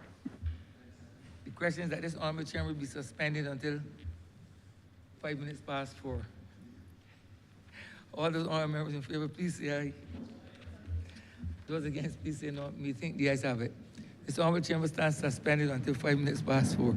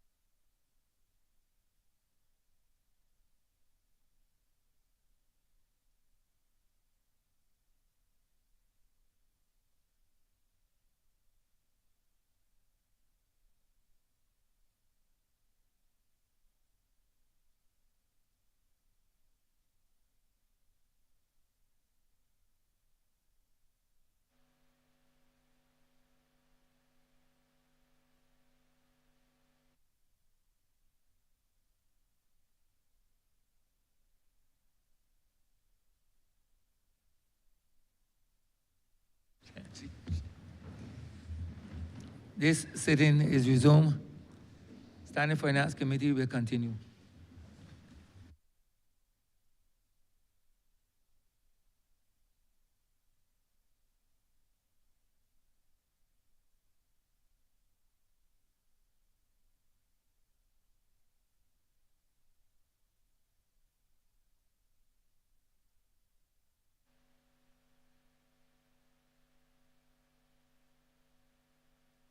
This House is now in standing Finance Committee. Honourable Member for St. Michael South Central. Thank you, Mr. Chairman. Minister, in your intervention so far, much of what you have said has related to economic progress. The Barbados Economic Recovery and Transformation Plan 2026 has as its first pillar competitiveness, productivity, and growth. And as the Minister now responsible for Economic Affairs, that is also meant to be the core of the work that the Ministry of Economic Affairs delivers in the context of BERT 2026. Now, the issues of competitiveness, productivity, and growth cause us to, as an economy, as a government, to have to really put on our thinking caps. Because in a small economy such as ours, there are certain limits to growth by volume, as you well know. And more, we have to look at value growth, as you've intimated in your remarks, and also increases in marginal productivity that we are able to get from getting better output from labor, better output from technology, better output from all of the inputs that we're putting in. So this is what is before us in terms of BERT 2026. This is what is before the ministry that I have some responsibility for. Minister, in your ministry, you have an officer, an economist that was spirited away from economic affairs some years ago in the dead of the night, who at the time was working with us, and I had cause to pull up the paper that he and I had been working on those years ago. He had been working with us on a new competitiveness framework for Barbados.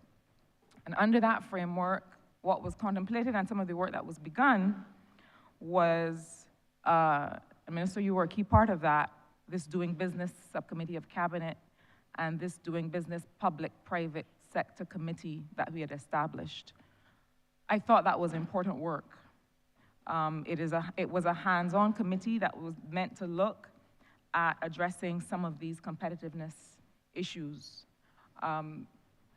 There is now a proposal to return to that work, really, by setting up a competitiveness commission that really will have to look at the individual issues. How long does it take a planning application? How long for a water connection?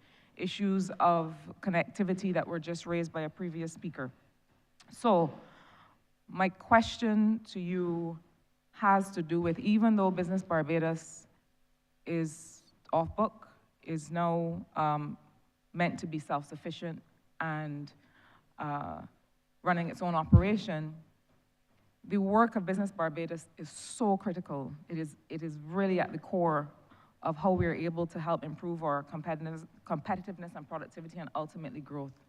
What I would like to hear is what have been the improvements in real deliverables, in key indicators such as the time that various processes take, that will allow us to return to being able to measure and report improvement with respect to our competitiveness and productivity. Thank you, Minister. I want to say to you that I believe that the officer in charge of Business Barbados, Tamisha Rochester, is perhaps even better placed than I am, given the fact that I am only returning to this ministry a couple of weeks ago, to speak to you with precision on the improvements that have been made and the key indicators that are now implemented. And what I can say is that there is now an entire arm of that Business Barbados enterprise, perhaps I should call it, institution, which is meant to deal with facilitation of business and improving and enhancing the ease with which business is done in Barbados. But in the interest of time, let me just invite Mr. Rochester to take the floor.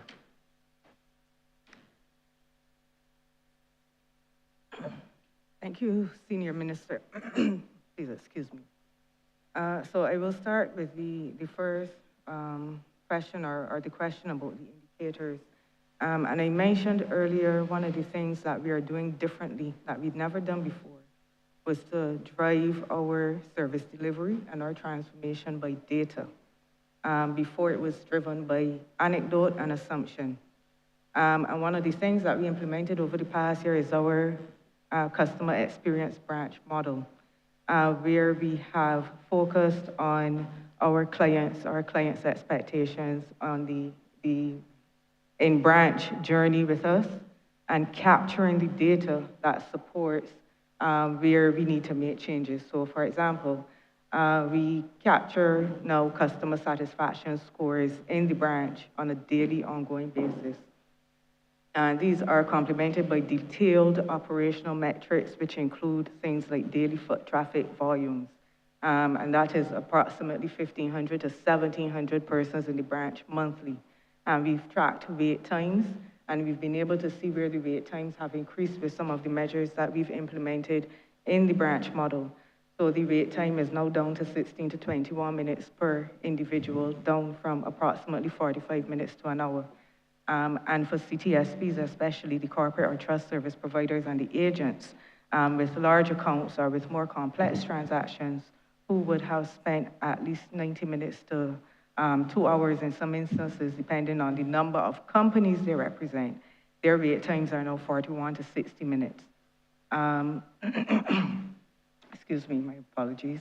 As we said, we use this data to track our progress, and we also track the data in terms of the processing of applications. So for example, we have already processed over 8,000 digital applications for the year, and hundreds of paper applications that we have had in backlog have been processed during the year as well. So what I'm mainly trying to say is that we are using the data, and we continue to use the data to improve the service, to improve the competitiveness, to show us where we need to make further improvements and to show us what is working. The customer experience branch model I spoke about, we were able to use the data to separate out those large clients from the regular average Joe on the street who's just coming to do one small transaction, and basically deploy dedicated customer experience agents to those large CTSPs, along with structured appointment systems for the service providers to reduce congestion, personalized case management for complex transactions, and continuous service monitoring, as I mentioned.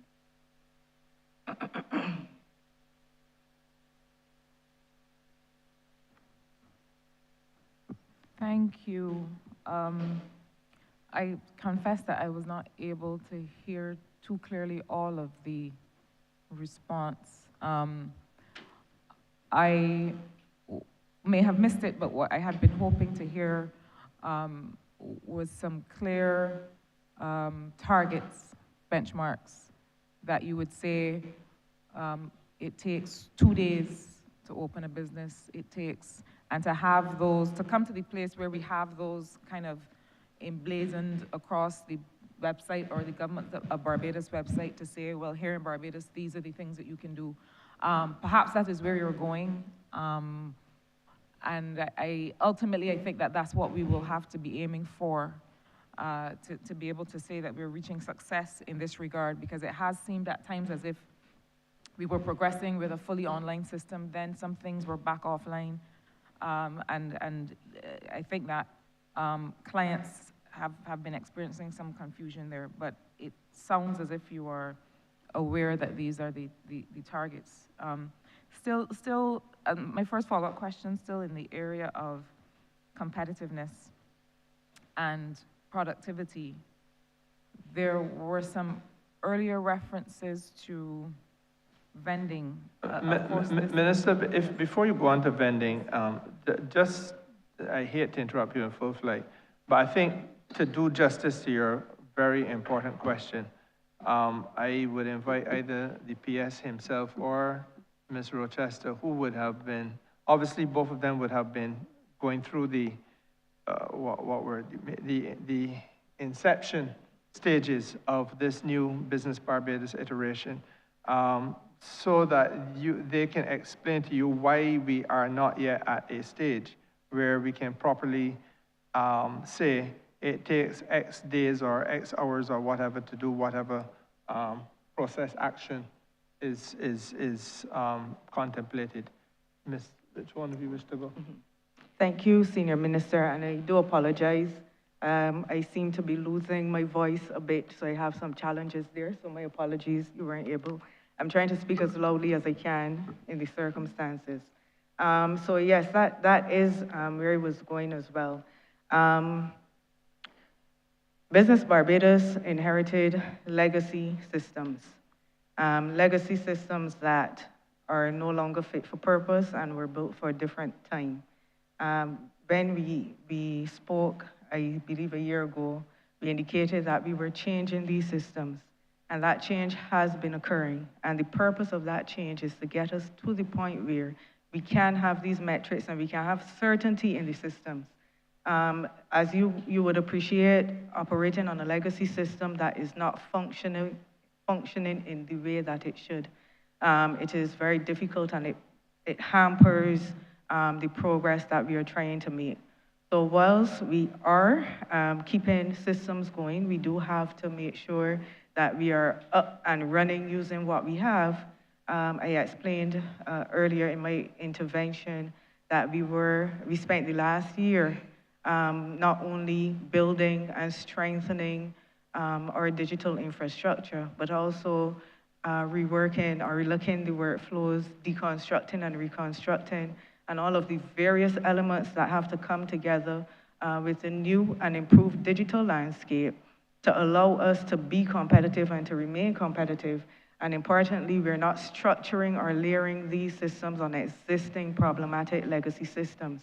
And I think that is the reason why we have taken this time, because it is really going to the root of the issue and not just building upon what is there to create further issues. So whilst we have laid that foundation where a lot of it behind the scenes, what you will see in the 2026 to 2027 year now is the rollout.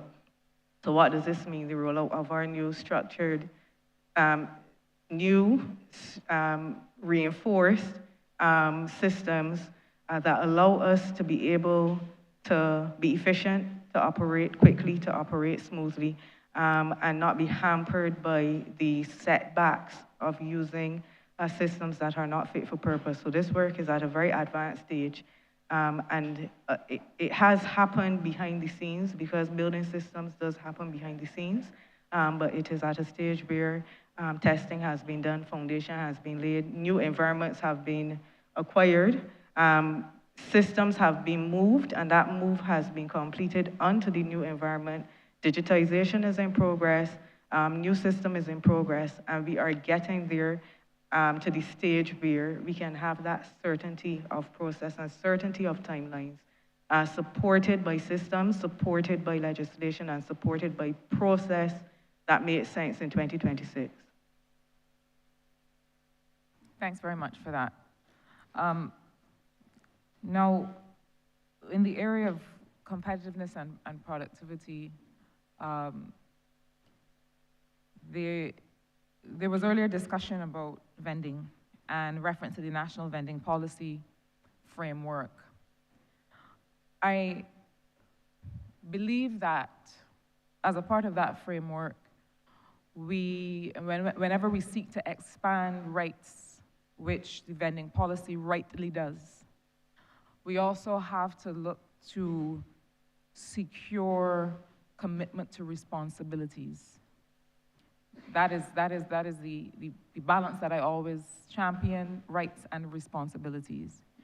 Now, I would imagine that part of the objective of vending policy framework was also to bring a certain order and regulation to the sector.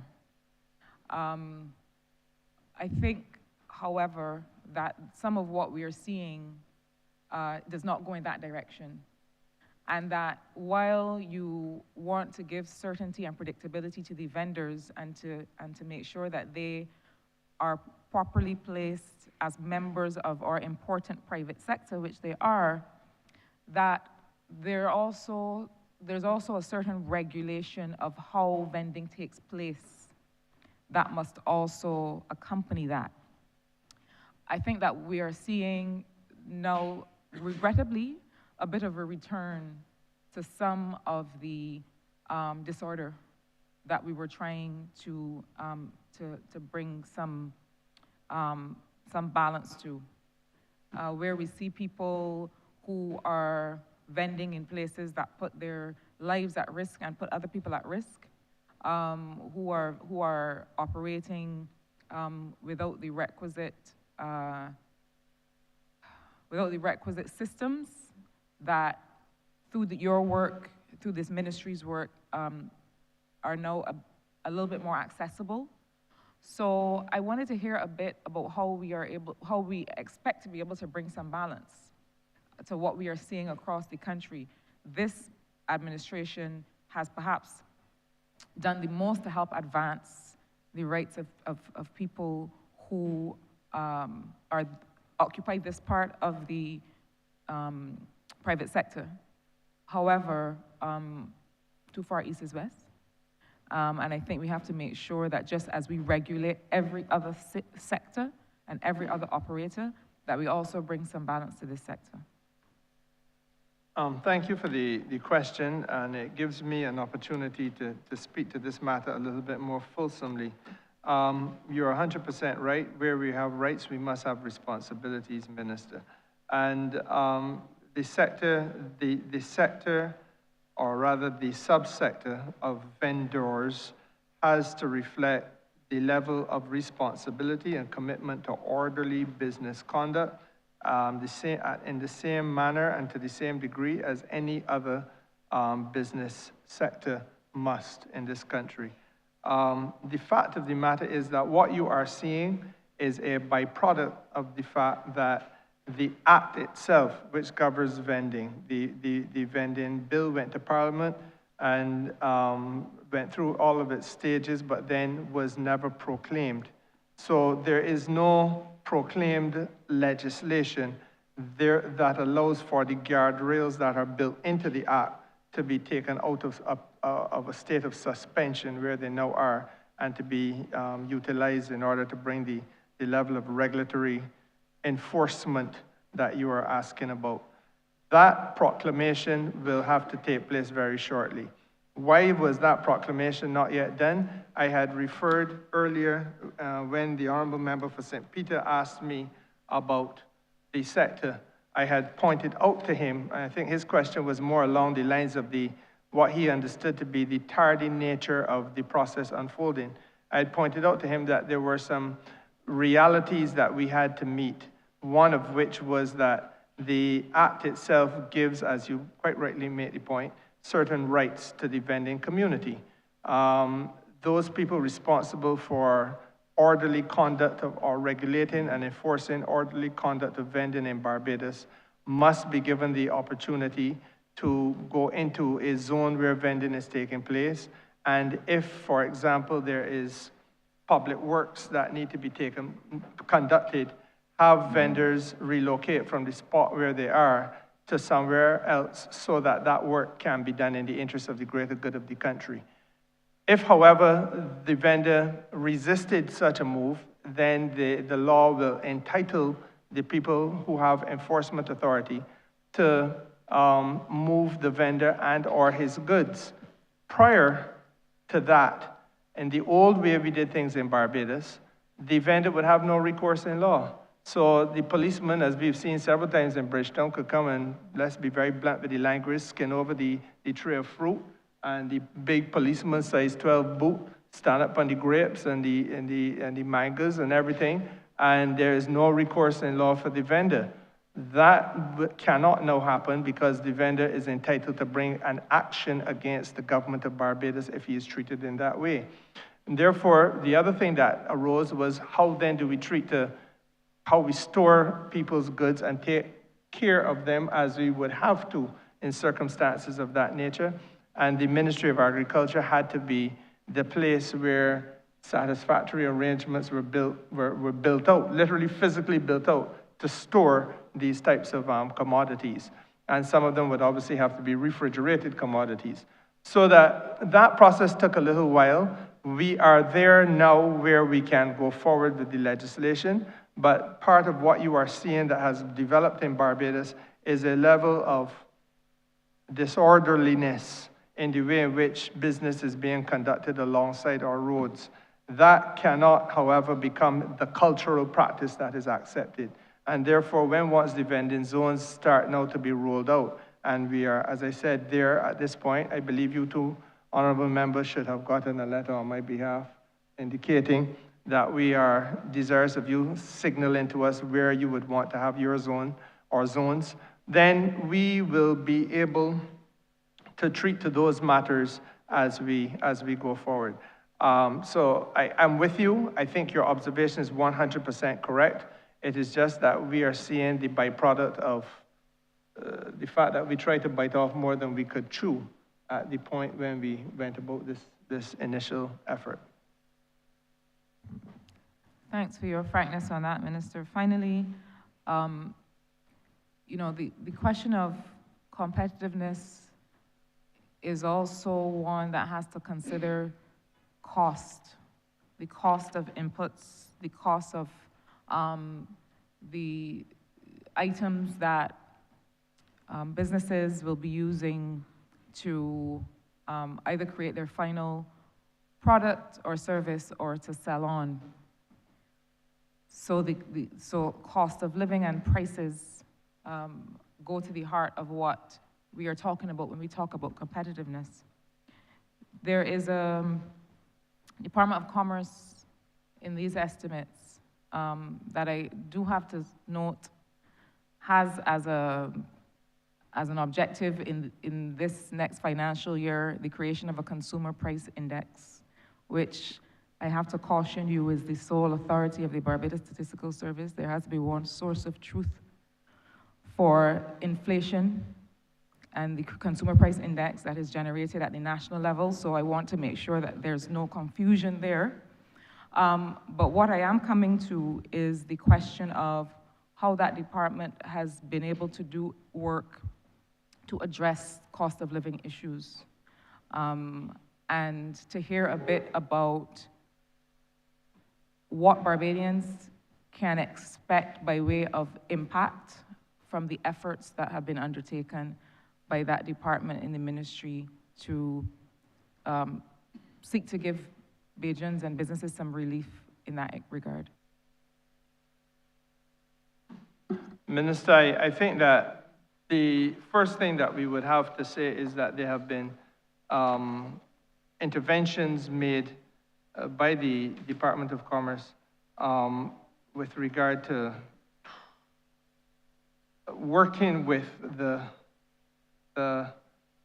executive of the country in order to give us the statistical data support and also the monitoring support surrounding the prices and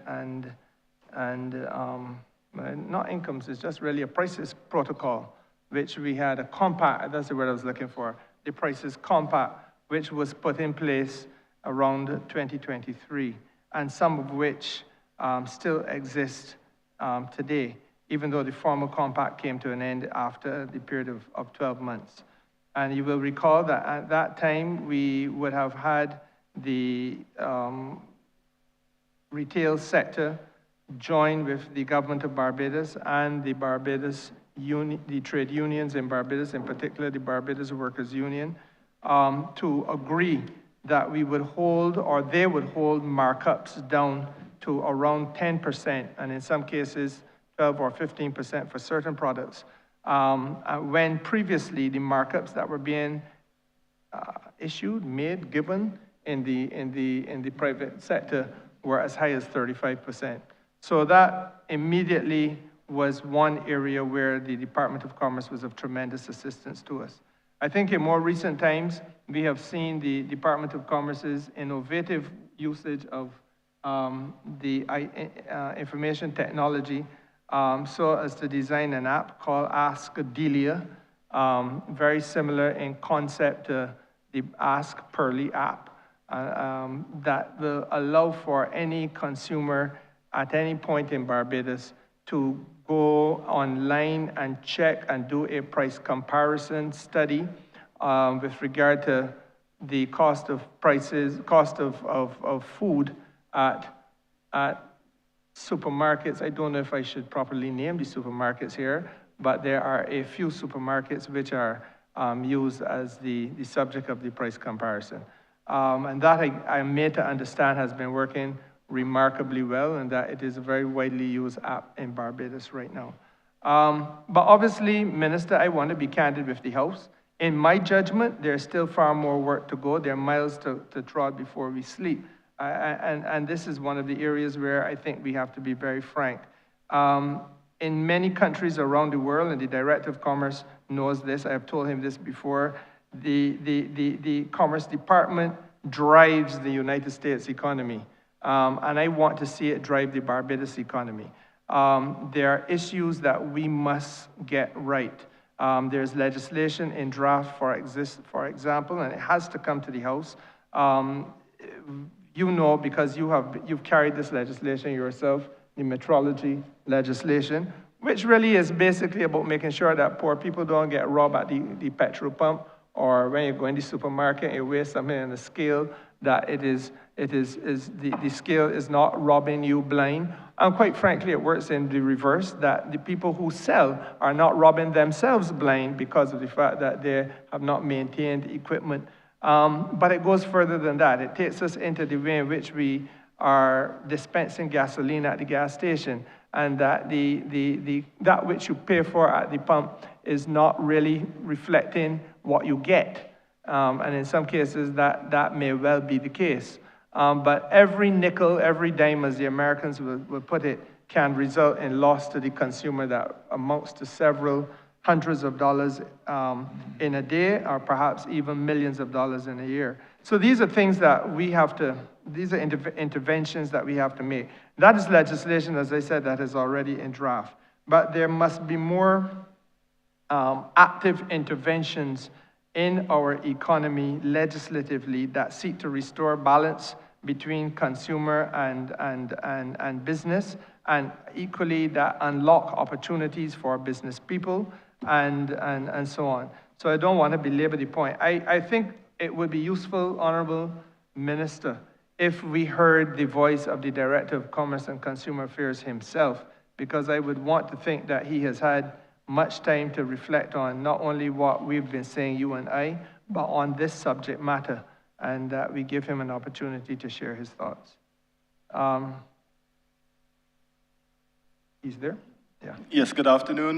Bertram Johnson, Director of Commerce and Consumer Affairs. I just want to thank the Honourable Minister for the question. I want to thank Senior Minister for setting the context for me to speak this afternoon. Just to address your first concern, let me just rest assured that we are not looking to duplicate with the consumer index. We are actually looking to do a consumer confidence index and not a consumer price index, because we understand the CPI is within the remit of the economic affairs. But suffice to say, the Department of Commerce will work closely with all stakeholders, including Tax Department. And the reason I said that is that around the COVID period, around the Ukraine-Russia war, we saw the escalation of prices in Barbados, and at that time we thought it fit for the Department of Commerce to build out a data analytics framework that would be useful basically in capturing, monitoring, and analyzing data, particularly price data for food. And it is out of that we thought that this intervention, as the Minister spoke about us being a more modern commerce department, we thought data analytics should be driving a lot of policy decision making, and out of that we have developed our data analytics framework. But we also deepened that to modernize it into what we will call a price transparency platform through Price Check, which we launched in October the 24th, 2024. And the genesis of Price Check was basically to give price transparency of supermarket prices across Barbados. And we thought that this intervention, using the data analytics framework that we had, would have, on two occasions. One, it created a de facto competition policy where no persons had the opportunity, and supermarkets or retailers, to see prices in one space. And secondly, it reduced what I call opportunistic pricing. Because now you have transparency in data, you would have retailers also looking at the information and realizing that they're actually pricing themselves out to the market.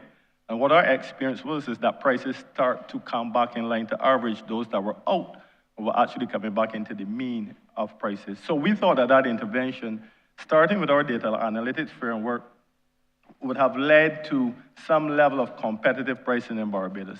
I just want to say also that our data analytics framework is robust in the sense that if there are, because we have data back from 2018, if there are any semblance of where you would want to think that prices are converging, let me use that word, I don't want to say colluding, that we can also do the deeper analytics through the coefficients of variation, you know, your economists, to see if that is actually occurring in the market, and we can make policy interventions or recommendations, let me put it that way.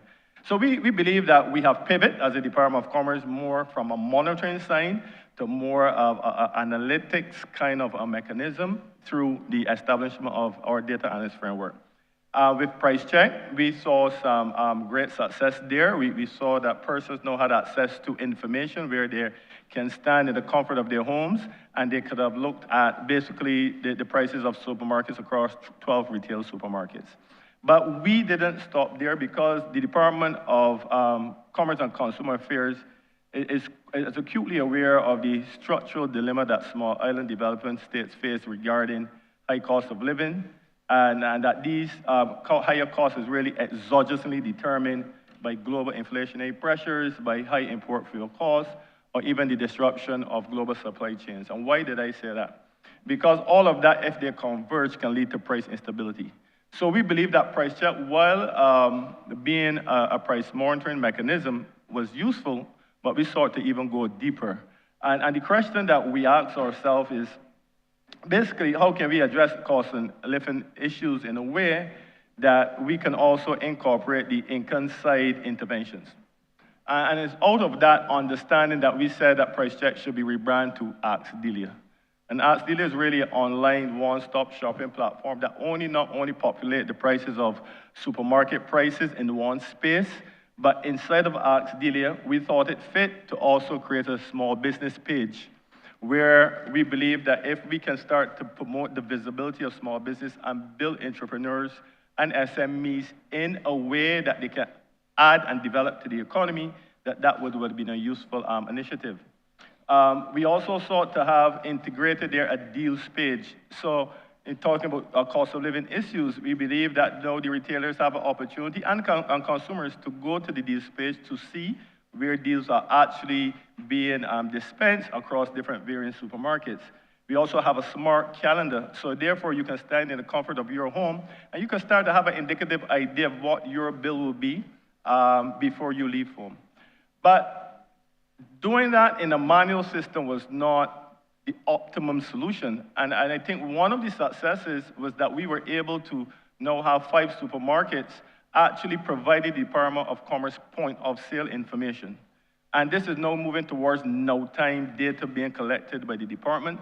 So therefore, the efficacy and the accuracy of the data is now bolstered. And it is in that regard that now Ask Delia becomes a very powerful tool, because now you're getting supermarkets moving towards submitting point of sale information every Friday. Our data analytics framework is refreshed and it pushed right through Price Check, which is the back engine to Ask Delia, and you can have those prices there. But we didn't stop there. I will close on this. We now have developed a mobile app. And when we're speaking about cost of living issues, how do we help our customers? Our mobile application will now send notifications to customers throughout Barbados when supermarkets or retailers have deals that can be shot straight up through the mobile application, and you can get a notification to your smartphone saying that a particular supermarket have this particular product at a reduced price. We believe this is the innovative and transformational agenda that the Department of Commerce should take. But we even went further because in the beta phase now we have what we call an AI chat box. We are in the age of AI technology. And now ask Delia, you can probably in the beta phase, and we'll be testing it, you can now speak and say, well, I have 300 as my budget constraint. I want to shop on these 12 items. It will search the database and it will give you those products at the most competitive price. Across searching and scraping the information within our data and framework. Minister, I believe that these interventions go a far way in terms of how we can tackle, how we can address, how we can share the work that is necessary to manage price increases. And I will end here because I understand my time is limited. I will leave another question if it so be. But we believe also that the minister alluded to this. We have to reimagine what we do as a Department of Commerce. So even now we are actually looking to design inside of our data framework what the commodity, what I call global commodity tracking of key indicators, whether it be fuel, whether it be feeds. Also, we're looking to do scenario modeling to see if ship and freight costs go up, what is the knock-on effect to other things in our economy in terms of prices, and also develop early warning systems so that we can proactively manage any supply chain disruptions. This is where we are, and we are even going further. So I hope with those few remarks that I give some semblance of what we are doing. It would be remiss of me if I didn't give some analytics in terms of what SDLA has done or performed. To date, it was launched, as I said, on November the 21st, 2025. We have at least already 500,000 hits. And outside of that, we have almost 250 page reviews, and the unique visitors almost trending towards 10,000. So I said that, and I punctuated that in there to say that AXDELIA is being looked at as a mechanism to assist persons in addressing and managing their price, any price increases in Barbados, so that they can get the best out of the best prices as we seek to populate them and work with our stakeholders. I thank you. Thank you, Mr. Chairman. I yield back. Honourable Member for Christchurch West. Thank you very much, Mr. Chairman. Senior Minister, I note that very few people have asked anything about natural gas. And you know, as 23 years ago, I started my career in government as the chairman of Natural Gas Corporation, and people remind me and remember that in some ways, I'm still the chairman. And the first thing I wanted to ask about is an expansion program. Clearly, many of our constituents come to us asking about natural gas because they see it as a cleaner and cheaper fuel. And I wanted to ask if in your ministry there are any plans to expand the natural gas grid throughout Barbados. Thank you very much for the predictable question, Honourable Member. We have a colleague, a former colleague of ours at school, Honourable Member, by the name of James Brown, who is CEO of the National Energy Company, officer in charge of the National Energy Company. And I would ask that he position himself to field this question in part.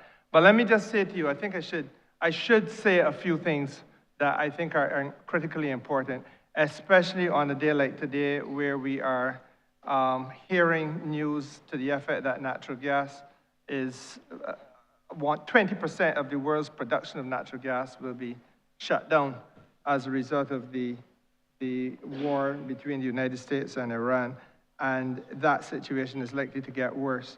At present, we import 52 cylinders of gas a month, and we use 13 cylinders a week. So effectively, we are importing exactly what we use on a monthly basis.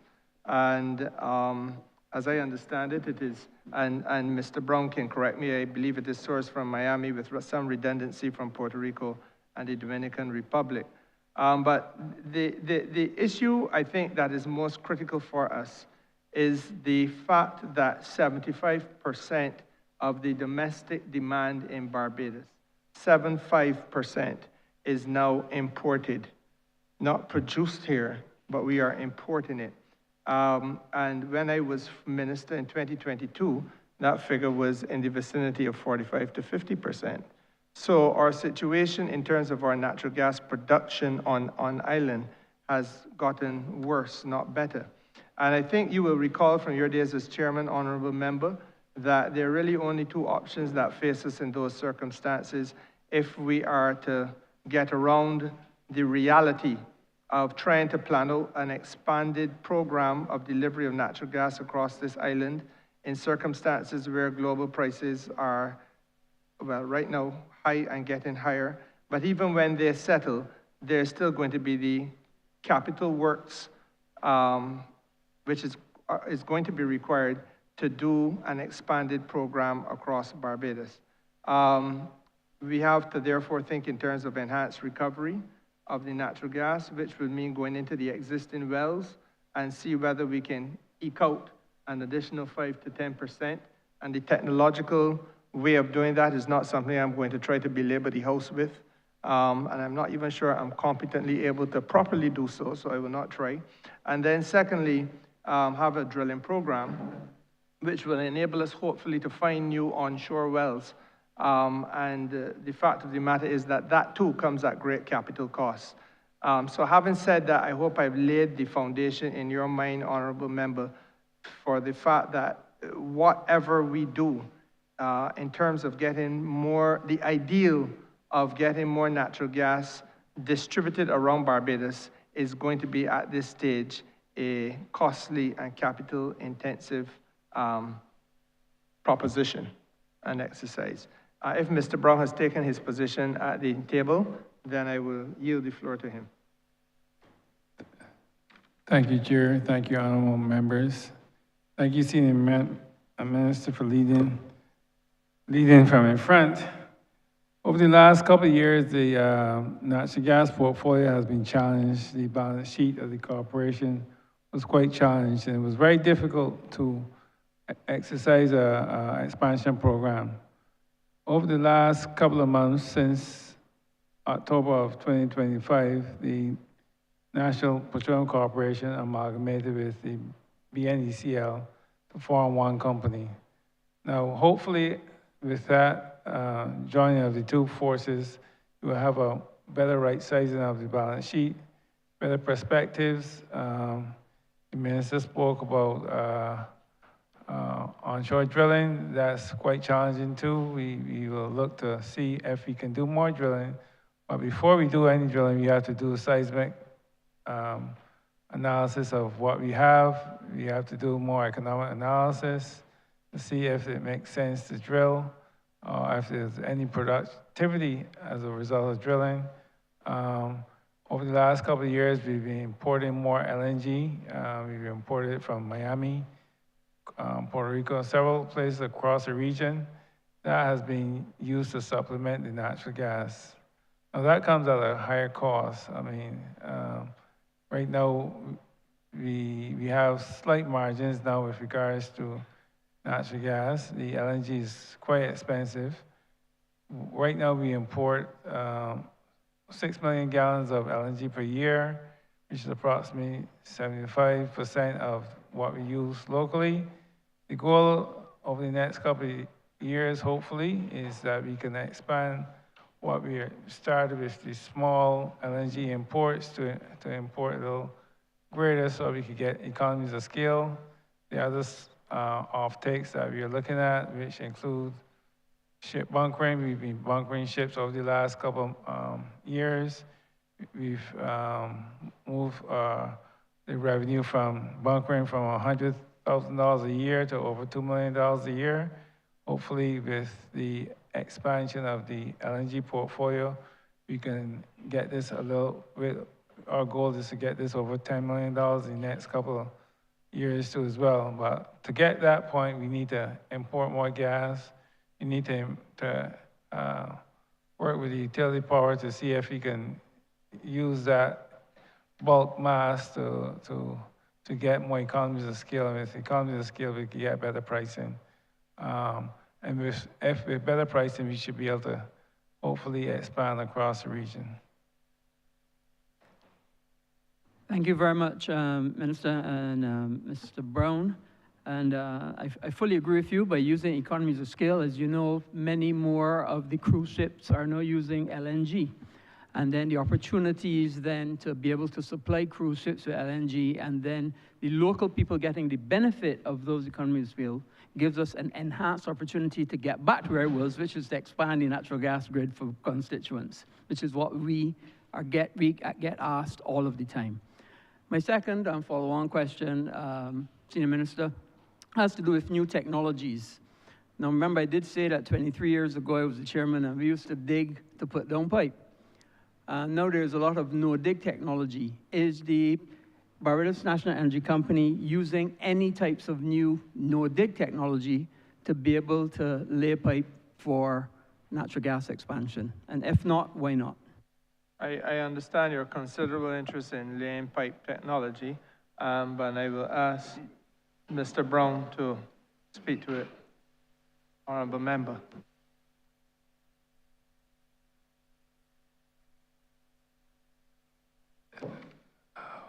Over 10 years ago, the National Petroleum Corporation started a new no-dig technology where we would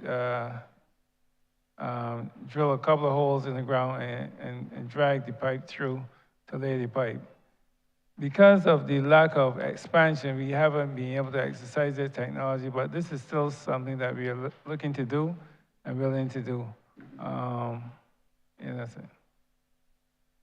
The reason I ask that question is because there are many areas that you have developments and new expansions. With the Ministry of Housing looking to do 10,000 houses, it means that significant numbers of places will have new developments. And I would encourage you to get, when they're doing those developments, as we did at Berlin's in your constituency, Senior Minister, to put in and use the no-dig technology if necessary to be able to lay the pipe in anticipation that when expansion opportunities come, that the pipe will already be laid in advance of the top surfaces being done. And my final question has to do with, again, using technology and the opportunity for smart meters. In certain parts of the world, when you use your particular commodity, be it electricity or water or natural gas, and use it at off-peak times, you get preferential pricing. But that can only be done if you have smart meters.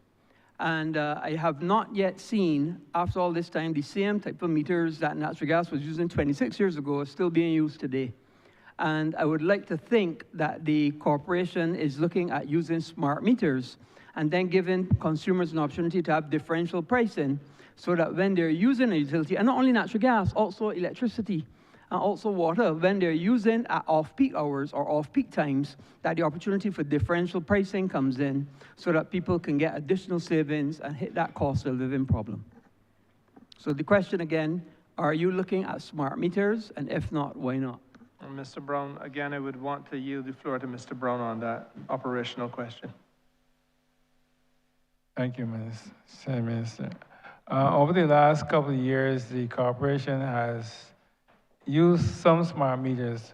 Right now, we have our top 30 customers, which make up approximately 50% of the utilization, set up as a SCADA system, which reads directly into the computer system at the company. We've actually been looking at today, seeking to apply for a loan for the expansion of the entire commercial meter section, which makes up between 72 to 84% of the revenue stream. So yes, we are looking to utilize smart meters to also not only look for a billing system too, but also to get better accuracy, because reducing the amount of human interface with regards to reading meters brings more accuracy to the table and allows us to reduce our non-revenue gas. So that's something we're looking to do. Just to go back to what you said before about the non-digging technology, that is quite important to us too as well, because when I first joined the National Petroleum Corporation, the cost for expansion was $30 per foot. It's at $260 per foot now, which makes expansion very, very difficult because you've seen for every foot that we lay down, we have to recover it, and the price of natural gas hasn't risen consequentially. So it's very, very difficult to have a proper return on investment for any expansion right now unless we reduce the costs or we increase the rates. And rates are not something we want to increase. So we looking at the ability to reduce costs either from expansion, non-digging technology, and also bringing more LNG to the table. Thank you, Senior Minister. Before we just close off, Honourable Member, I think that I hope that you appreciate the challenge that we face. And it isn't for any lack of ambition with regard to expanding the network. But the reality is that there are substantial expansion costs related, and equally because we have run down our existing domestic supply of natural gas to the point where only 25% of what we use, we actually produce here, then there are going to be significant sourcing costs as well as the expansion costs. And frankly speaking, it invites the inevitable conversation on rates. And this is a matter which really goes beyond the competence of my ministry now, and I would have to give the House an undertaking that we will have to sit with the Minister of Finance and his team, because there would obviously be a consequential relationship between an effort to expand natural gas services across Barbados, given the very practical and real situation where we are with 75% of what we currently use having to be imported, and then the reality of import pricing globally, and then equally the fact that expansion costs have increased so exorbitantly over the course of the last years. And the only other alternative is equally expensive, which is to drill new wells. And so these are things in a nutshell that we're going to have to work through very carefully and systematically to find where is the best place for us to settle on these issues. Thank you, Minister. You almost preempted my final intervention, but I thank you for that. And Mr. Chairman, I yield back. Thank you, Honourable Member for St. Michael North.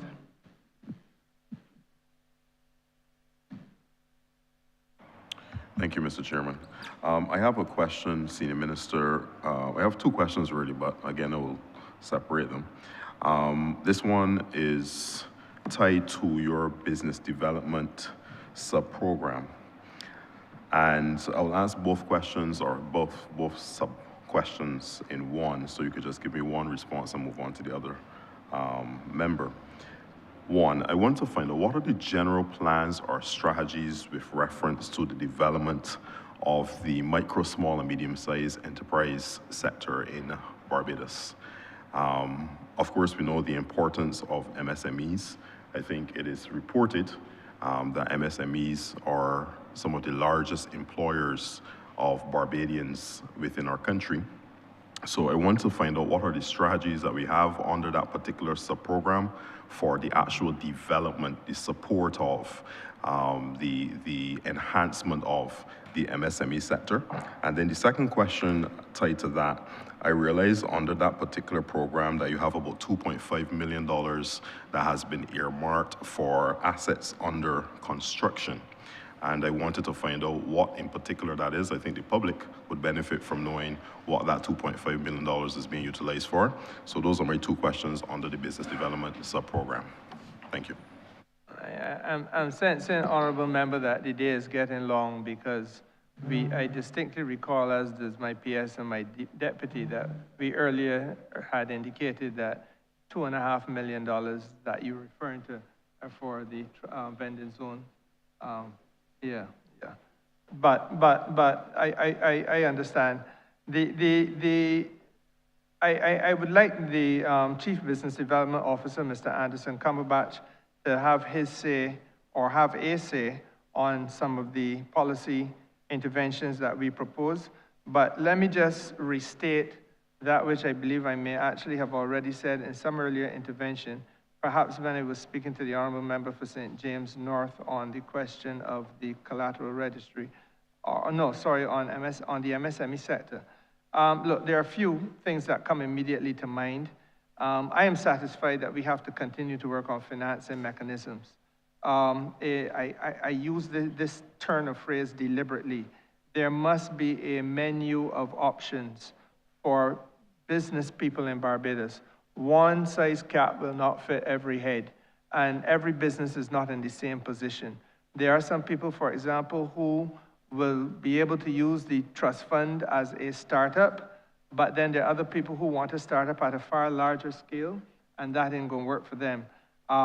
We have to be mindful of the fact that there are operational businesses that don't necessarily need capital injection, but what they need is financial opportunities to avoid being unduly burdened by late payment for the services that they have given. And I use that example when I spoke to factoring, for example, where there are businesses in the private sector of Barbados that subcontract on large contracts. It may be a large contract on building a road, a large contract building a hotel, and the tiler who did the hotel tiled 2 floors of that 4-story hotel, and somehow that person waiting 5 and 6 months and ain't get paid for doing that work. And they are living off, or sorry, the business is forced to function off of I used the term earlier today. Yes, an overdraft facility, or even a line of credit. And the interest rate that you're being asked to pay there is exorbitant. And so that's another type of financing mechanism that we have to look at. And what we propose there is the factoring alternative. Equally, I think we have to reduce the administrative burden on some of the businesses, and I think that in many ways we can do this through greater use of the digital technology. A business must be able to interface with the Ministry of Public Works or any other place and do the things it must do, meet its obligations. If you have to get in a motor car and go and stand up in a line and wait for that to happen, then you are losing precious hours where you could otherwise be focusing on your client. And frankly speaking, we didn't talk about it today, but that is one of the reasons why the electronic single window becomes so important, because the electronic single window really is providing us with a digital space where you have a one-stop shop platform, and it will allow those people who are engaging in international or cross-border trade to do their declarations, their permits, their certificates, their licenses, whatever they may have to do via a single entry point. And you have great transparency. And again, that's one of the things that we've been wrestling with, if I am to be honest with this House. The governments of Barbados, plural, the administrations that have led Barbados, plural, have been wrestling with this issue since 2006. And we're in 2026. So this is nothing about which we can collectively be proud. And I think I will yield the floor to Mr. Cumberbatch. The other point that I made earlier, and I do believe is critical, indispensable, is the question of standards. Because standards training for me helps us to use this country as a practice wicket for our business people.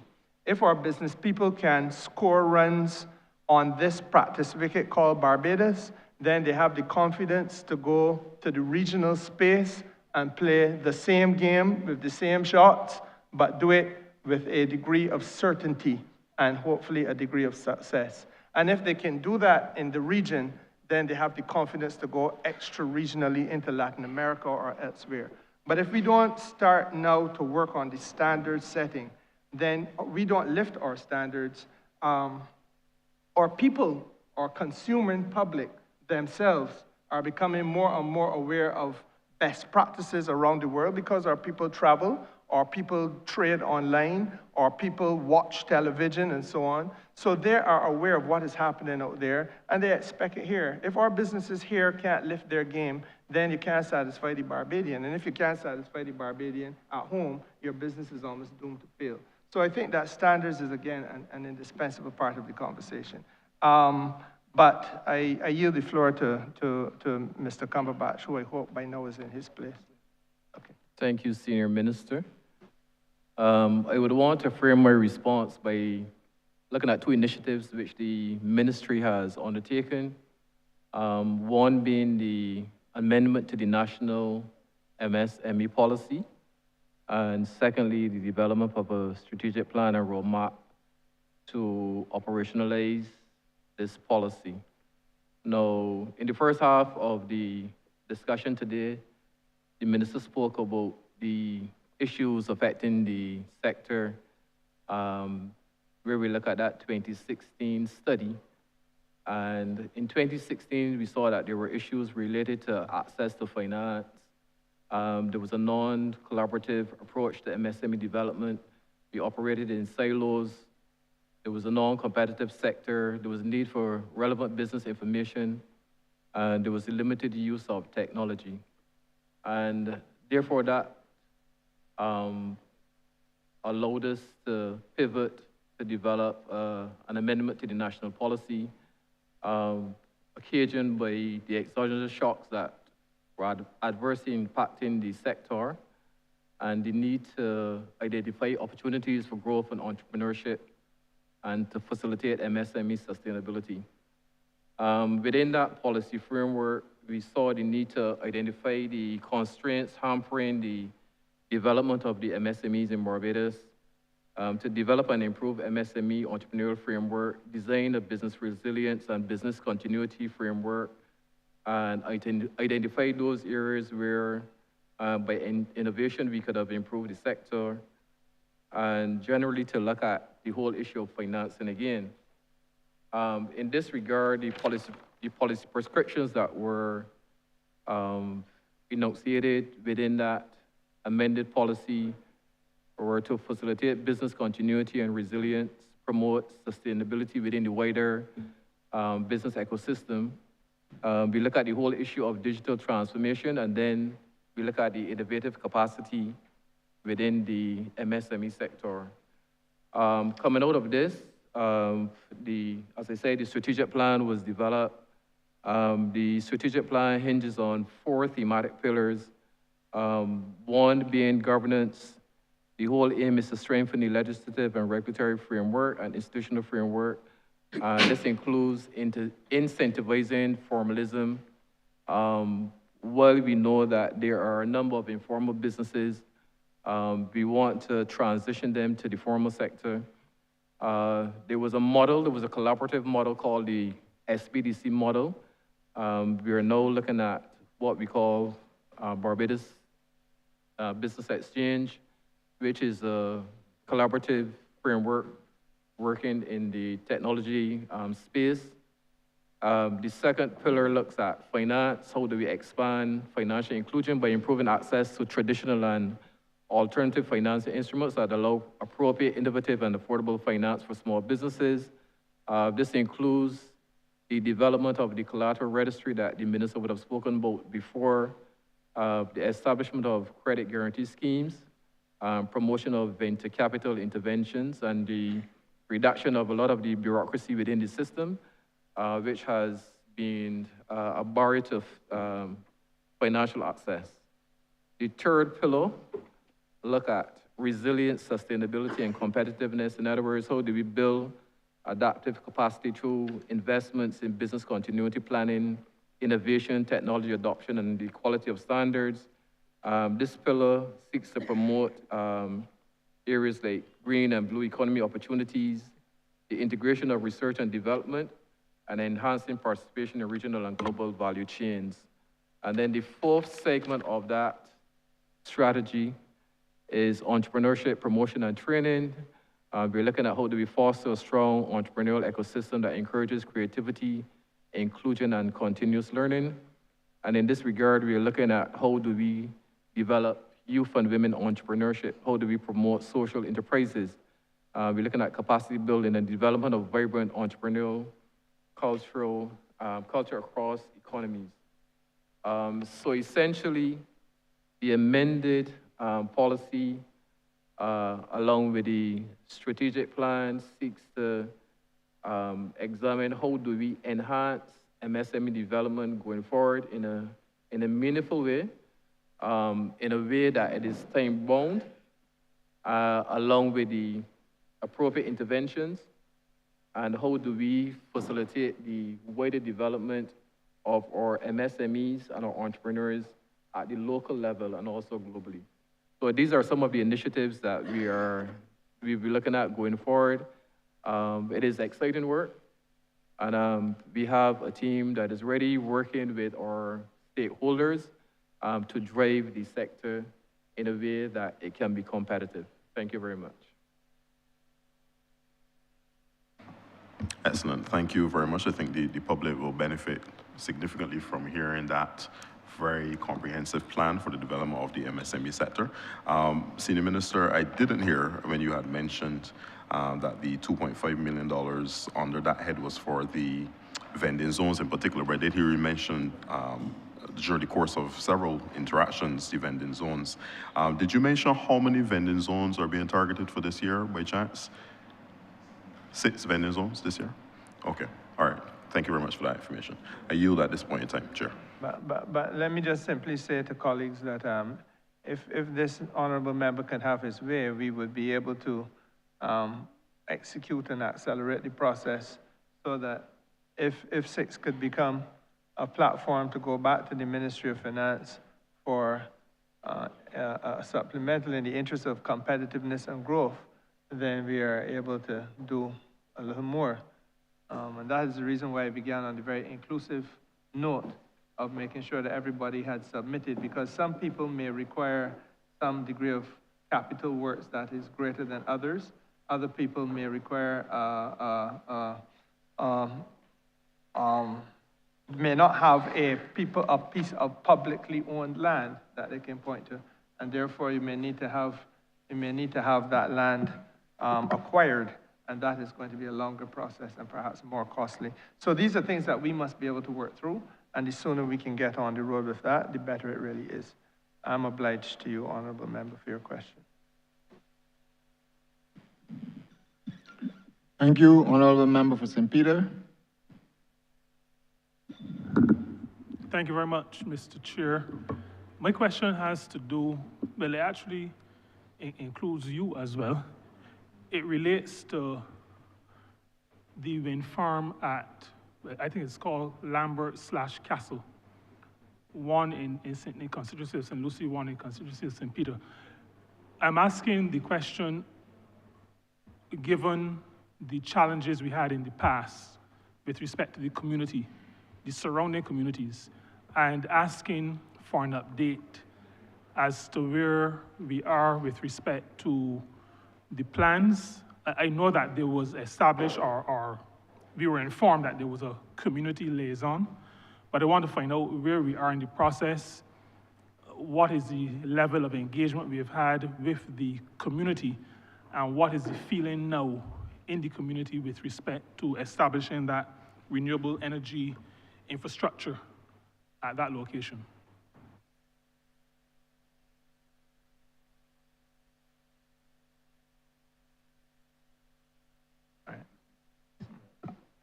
Honourable member, thank you for that question. The wind farm will represent 30 to 50 megawatt endeavor, which will be the second wind farm on the island. The first is at Guinea, but that is only 1 megawatt, so that really does not get to what we would properly call utility scale, or if it does, it is barely there. This one is certainly at utility scale, and it will be a project that is made out of partnerships involving the International Finance Corporation is helping us to structure the transaction. We have the Barbados Light and Power on board, obviously, and there are 1 or 2 other parties who are partnering in the process. It is also going to be open for investment by the general public of Barbados. And again, this is in keeping with the principle of democratizing the energy sector, so that the plan is that you honorable member or any member of your constituency, or indeed any member of any of our constituencies, will be able to make an investment in a unit of the program. Program is perhaps not the best word, but the investment. It will be done under a unit share structure, so that there will have to be a special management placed on top of that structure, and that will bring the professional guidance. And what you then do is, if you have an interest in purchasing into it, you can buy a share, and that is therefore everybody has an interest in the value or the proceeds of the property to the extent that you have purchased an interest in it. So that unit share approach will again be the first of its kind that government has undertaken, but it really does seek now to democratize the investment in such a way that irrespective of whether you live at Lambert's or in the parish of St. Lucie or the parish of St. Peter or anywhere else in Barbados, you are able to participate in the project and derive benefits from it. With respect to the more general issues that you have raised of an operational nature and of course of a community response nature, I am certainly too recently back in the chair to be able to speak to how the community is responding. But I do know that there are people from within the community who have been able to visit. They did a study tour to Jamaica so as to see a similar type of project in operation, so that it is not going to be an investment coming to your doorstep that you are not aware of or that you don't understand the significance of or what is involved in it. It is nothing like that. Those are some of the bad ways that we have treated the people in this country in the past. That is not what is taking place here. A study tour was structured so that people from the community could go see, understand, talk with people in Jamaica about what they have experienced and develop a level of comfort with the project.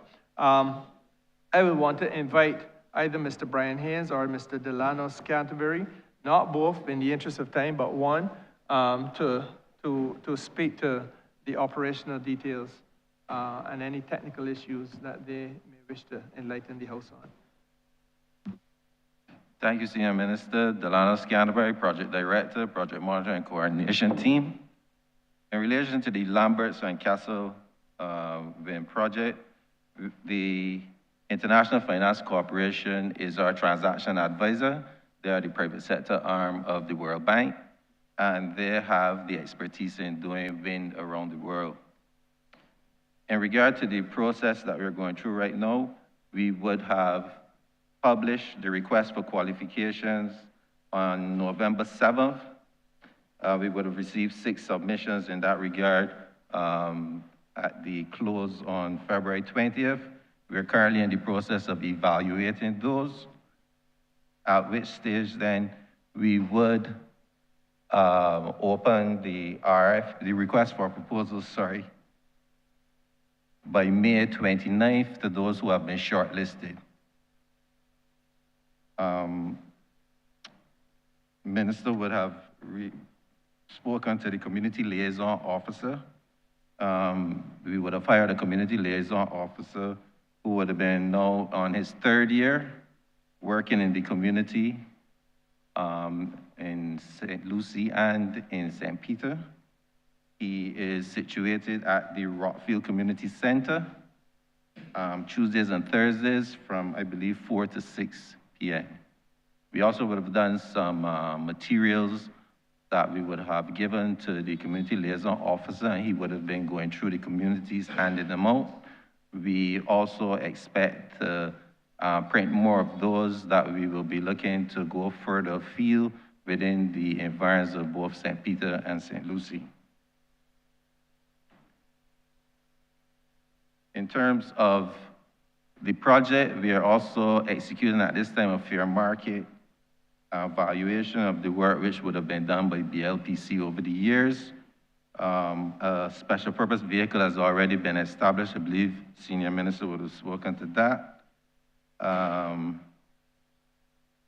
This will consist of the winning bidder, who will be the majority shareholder in the SPV, while BNECL and Barbados National Energy Company Limited and the Barbados Light and Power Company will hold a minority shares within the project. And as Senior Minister would have said, that we would look at the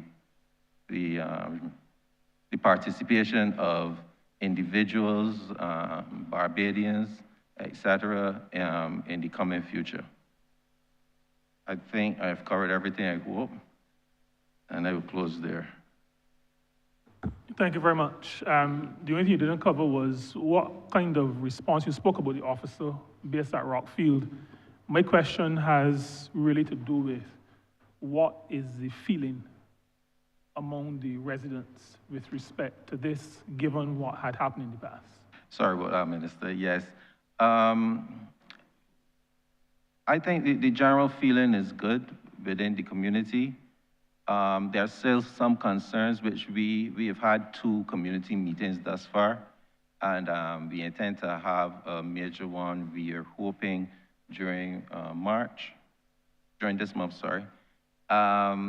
The community has some concerns about noise, obviously from the past history. Also the magnetic resonance, etc., in terms of health. And also the issue of will you be able to still do other forms of agriculture, etc., with the turbines in place? And we have put out a brochure that speaks to a number of these issues, as well as a calendar that goes through all of the issues that we think have been raised and have been raised by others in other societies, to openly speak with the community, not trying to say yeah or nay, but to be clear and get their feedback and to explain to them if there are any concerns they have, what the experts say in that regard. So I would say that it's been positive, but there are concerns.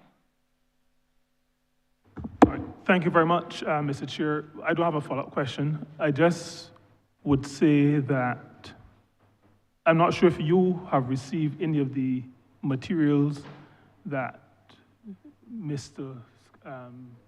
Scantlebury has spoken about. You haven't, I haven't, so that those who have been elected to represent those people have no information if those people ask questions, those people meaning our constituents. I'm sure I speak for the chair to say that we would want, as you share information with the residents, that you would also share with us. We're not asking to be prioritized, we're asking to be included. Thank you very much. Point taken. May I say, Honourable Member, that I feel a compelling need to apologize on behalf of the ministry what appears to be an oversight. I am sure it is unintended. One of the delicacies that we develop as being sitting members of Parliament is that we become acutely aware of that need for inclusion. You know where I stand on these matters, Honourable Member. Indeed, you and I had a previous exchange on inclusion earlier today, which you also benefited from. And I therefore would want to say that I am sure that it was not intended that you be excluded, and everything will be done to ensure that necessary documentation is shared with both you, Mr. Chairman, and with the Honourable Member for St. Peter.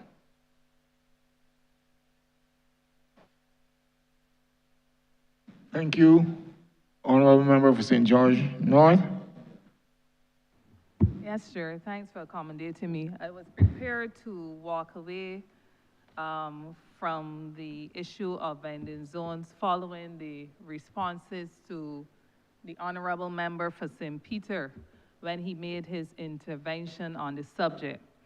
But hearing the response given to the Honourable Member for St. Michael North, I became concerned, again, that my original concern is still a concern, because like the Honourable Member for St. Peter, or very similar to him, the 4th of March would have marked 4 years since I emailed my submission to have areas in Market Hill and the Glebe in St. George identified as vending zones.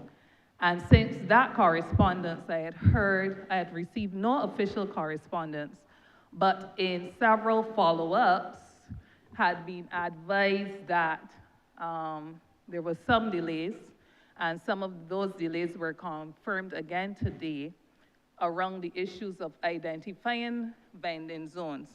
But Chair, the question that I have relates to my concern that there are always some low-hanging fruit, and there are some areas in which the infrastructure is already there or may be deemed by some like myself who are not expert to be already there. For instance, in the case of St. George, where there's a market facility there, there's government land and so on, so the infrastructure should not be very difficult.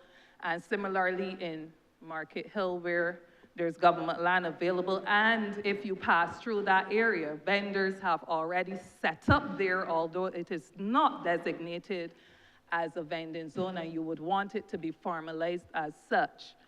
What I'm hearing in the response to the Honourable Member for St. Michael North is that there are 6 areas identified. I may have missed that earlier. And I am also understanding that some of those areas have been contacted. So I'm just wondering, what is the process in identifying which areas are going to be on stream next? Because nobody has contacted or done the necessary research, to the best of my knowledge, to find out if the infrastructure or what is required in the areas I submitted. So what is the process in determining who goes next? Because I am of the mind that the lowest hanging fruit will make a lot of sense. Get the ones out of the way that won't require much. And I believe, sir, that the people in St. George North may be of the view that theirs don't require much. It just requires some formalization. So I would be interested to hear a response. And the response is that I agree with you, Honourable Member. I think that there's a need for us to go, as you put it, with the lowest hanging fruit, the ones that do not need land acquisition, the ones that are publicly owned lands, the ones that are virtually shovel-ready. Those would be the easiest ones for us to start with. With regard to the question of time, I can only say to you that, first of all, you would have been approached as a direct result of a request made by me that you be approached. And I want you to take that at face value. I understand the need for this to be done across the island. And you would have had experiences where in this government, there's not always a similar approach taken to the distribution of services. So please treat that as a sign of goodwill and good faith. Secondly, it is important to recognize that all ministers are not necessarily in the same position during their tenure to prioritize a program. I have already explained both this morning and this afternoon that there were legitimate reasons why this program could not go forward, because we could not roll out the vending zones until we had gotten certain legislative requirements under the Act fixed with the Ministry of Agriculture. That has now been done. So that we are in a different position today than we might have been, let us say, this time last year. And so, therefore, the principle of those which are easiest to do will be followed. But equally, Honourable Member, I must be candid with you, as I always am, that you may find that there are 12 which are easy to do. And the budget will not allow all 12 to be done at one point. So I cannot vouchsafe that yours will automatically be among the very first, but I take your point. It is a perfectly reasoned, well-reasoned and reasonable point, and your humble servant will do his best to keep you happy. Thank you, Chair. And just to say that I thank the Honourable Minister for recognizing that I normally more often than not, will make reasoned points and reasoned pleas. And I will anticipate as well that there may be other low-hanging fruit.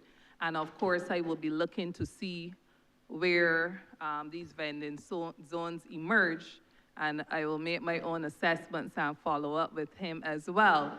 I say, therefore, in terms of wrapping up, that I was also glad to hear earlier on the mention made of the fact that the building itself might go to RUDC, and the other aspects of the planning and so on will be with your ministry.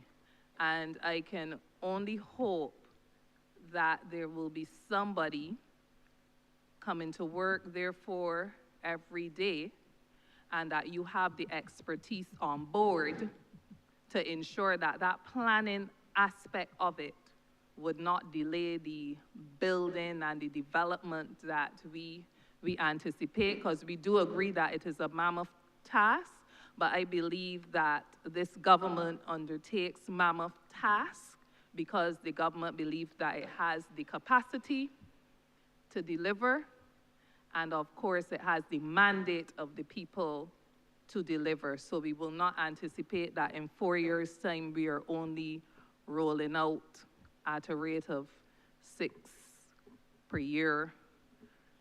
We will anticipate that we can have complete vending zones all across the country, because outside of an MP wanting to see development in their areas, there are people depending on it, and people who want to feel that they're formally into the structure, like the Market Hill people I spoke about, who are setting up irrespective of the fact that it is not formally identified, but who will like to know that they are within the system doing everything that they're supposed to be doing the way they're supposed to be doing it. Thank you.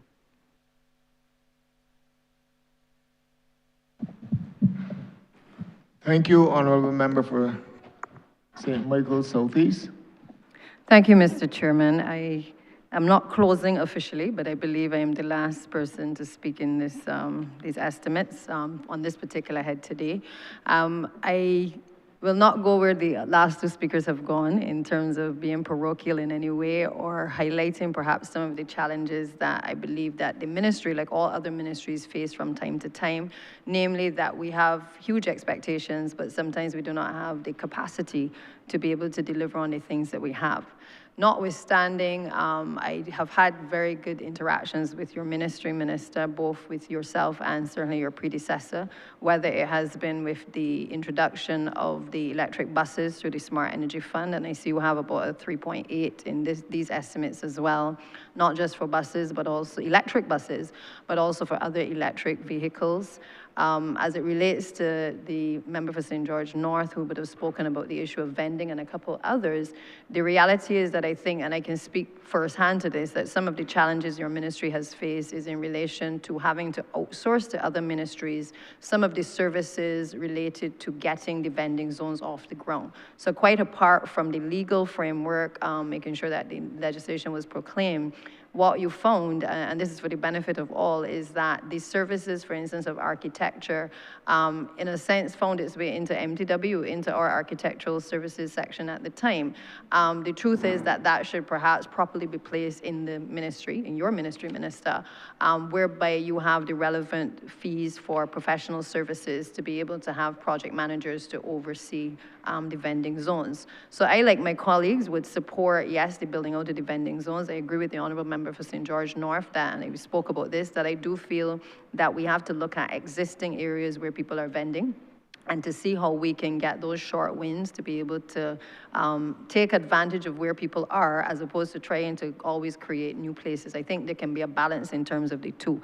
I've also had great success in being able to direct people, not just in my constituency, but across the country, to the trust loans. And I think that is one of our flagship initiatives as a government over the last 7 years. I have found that the officers there, I don't want to single out anyone in particular, but Mr. Amos, I think, has been extremely accessible and receptive to the interventions that were necessary. And then finally, we've had the opportunity through, at the time, MTW, to be able to work with your team under your predecessor to be able to help us to do the training for the persons who had been involved in the highway beautification. There were a number of sessions that were done, and we were able to see the upliftment of people who, in a sense, often are cast aside and are not given the help up. So I support all other colleagues as well in relation to making sure that we can not only identify resources, but that the people who really need the resources, that you find a medium through which you can articulate clearly that whatever you're looking to do in terms of entrepreneurship, that you can find those resources within your ministry. But that brings me to another segue of an area near and dear to my heart, which would be the National Financial Literacy Program. And I speak to this because I notice in these estimates that we have finally found a particular sub-program for this particular head, which I think signals government's commitment to being able to now recognize, within the last few years, that we are seeing a number of our young people in particular not fully understanding and appreciating the importance of financial literacy. Many of the people that we interact with in our constituencies, it's clear that even when we have debates in this place, some things in terms of finance sometimes go completely over people's heads. Equally, some of our peers, as well as some of the older generations, simply do not understand the whole investment model, even the whole issues of borrowing and finance. And therefore, the strategy for this government, while we've been building out the financial sector and reshaping the economy, has also been to teach our people, particularly at the youngest age, a bit about what we are doing so that they too are equipped with the necessary tools that they can invest.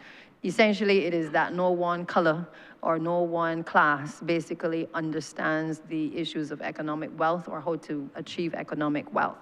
I therefore see in your estimates, Minister, under the sub-program 586, you have 226 for professional services of 1.1 million. You also have a pretty large expense of under operating expenses 212, 5.1 million in relation to operating expenses. It does relate to the framework for the financial literacy program, but I think that given that so much is being invested, I think that this chamber and the public deserve some explanation as to how that program is working. Certainly, have we been ramping up? What are the successes of the story? And pretty much, what are the expectations in this year's estimates as it relates to what can we expect in terms of the acceptance of the public in terms of the financial literacy program? Thank you very much, DPM. I'm going to invite Corey Worrell, who is the project coordinator for schools, to speak to this head and to this question that you have posed. But I should say to you that virtually the entire team is involved in one aspect or another of the consulting and execution. And we have more monitoring and evaluation to do because we are, as I indicated before, we are now in every public primary school and every public secondary school and are going into the private schools at primary level and into and we've already ventured into 4 special needs schools as well. We are doing a similar thing with regard to the businesses in Barbados, and we're into several of them. I could tell you, for example, that WIBISCO has a stand-in program, which is not only at the level of ordinary staff, but at level of management as well. The Barbados Defense Force, a similar thing. Senior officers and junior. There are many. And so the actual project itself is now taking the shape of, if I could say so, a significant success in the country. That is not to overstate it. That's just to call it as I do see it. As I had indicated before, we're into the communities, so that is the 3rd pillar, schools, business, and then communities. And we want to be in every community. In every constituency where we have a constituency, a community center, or for example, where we have constituency offices, I would want to be able to work with colleagues to make sure that those offices are opened for the purposes of facilitating, not in a political partisan way, but because there may not be any other appropriate structure for us to have people together in order to train. But the point is that online and in person, this financial literacy exercise has been galloping along. I would want to give Mr. Worrell a chance to speak his piece on this because it's, as I said, a bounty of good news.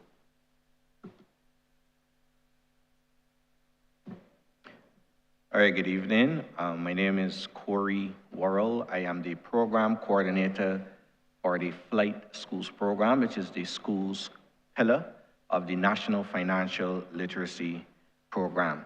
So the National Financial Literacy Program has as its mandate to make every Barbadian free. And let me explain what I mean by free. Financially resilient, educated, and empowered.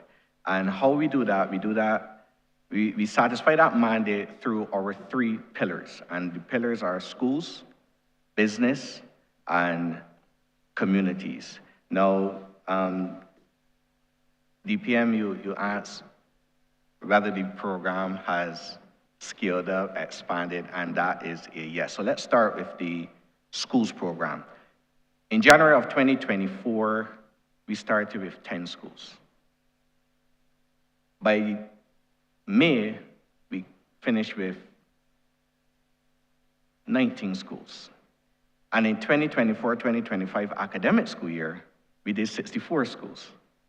This current academic school year, 102 schools are participating in the Flight Schools program. So in 2 years, we had a 920% increase in the participating schools.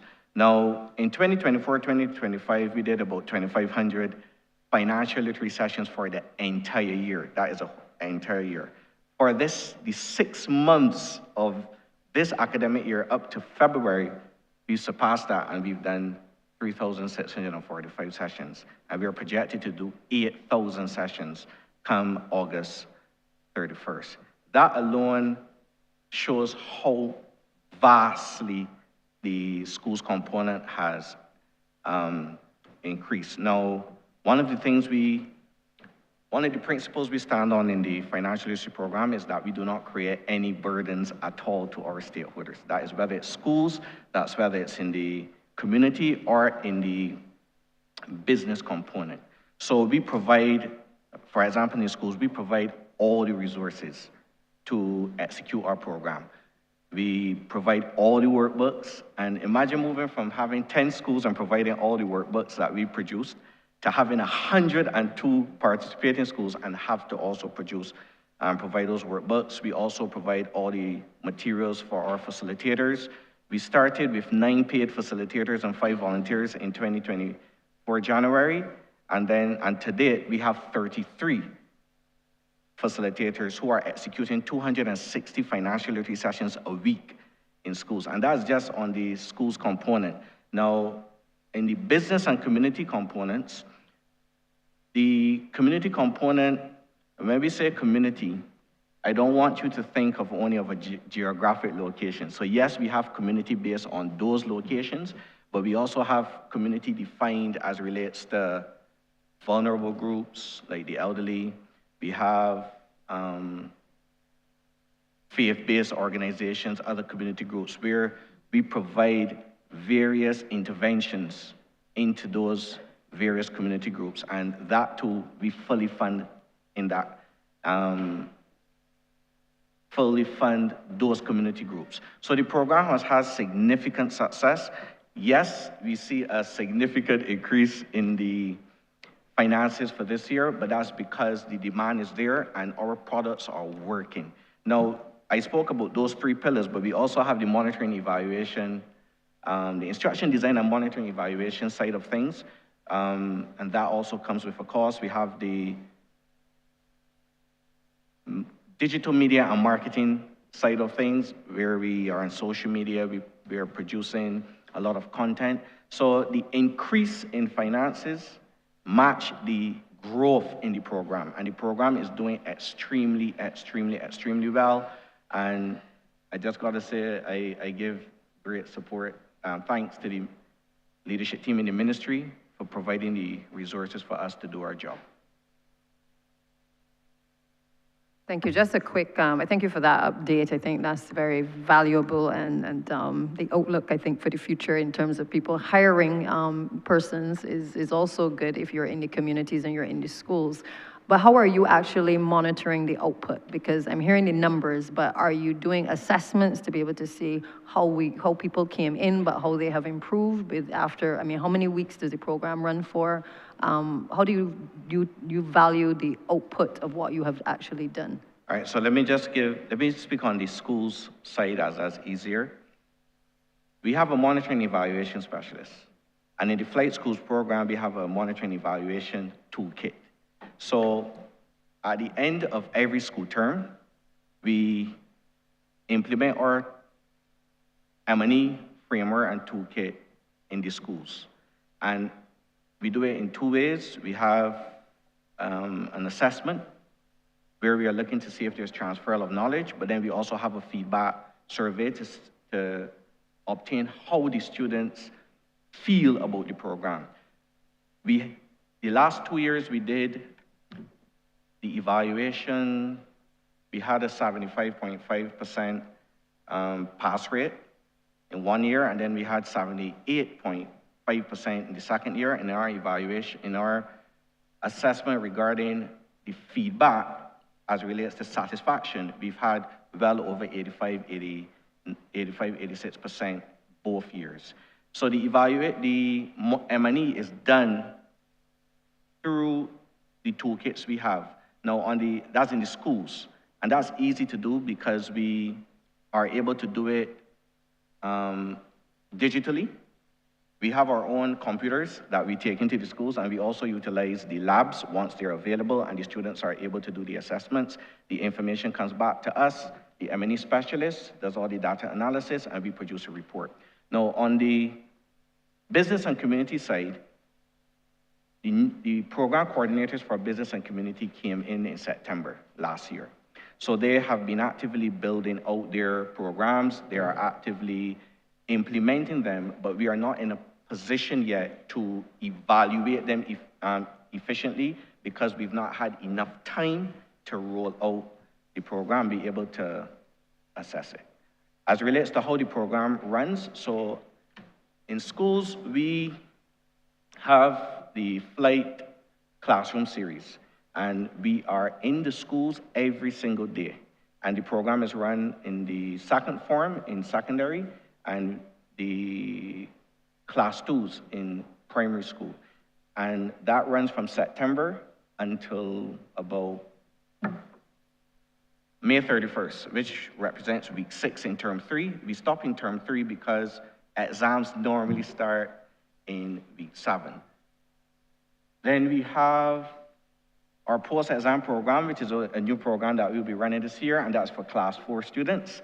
And that will run in June, the 1st and 2nd week of June, and we are expecting about 73 of the primary schools, including 7 private schools to participate in that program. Then we have the Intro to Flight program, which is for the class 1s and the first formers who will do the program in the following year. We have the Get the Bag program, which is for 4th, 5th, and 6th formers, and that is a 3-part series, and that is a very, very, very, very highly called for program. And then at the end of August, in August, we have our marquee event, which is the Flight Summer Experience. It's a camp that we fully funded. Last year, it was very, very successful. We had 100 students, and following the information that came back when we assessed and we evaluated that camp, the students were demanding that it be longer, so we are going to be doing it for 2 weeks, and we are hoping to have 200 students participate, and that runs for students between the ages of 14 and 18, and last year, every single secondary school had students representing, plus 3 private schools and 2 other institutions.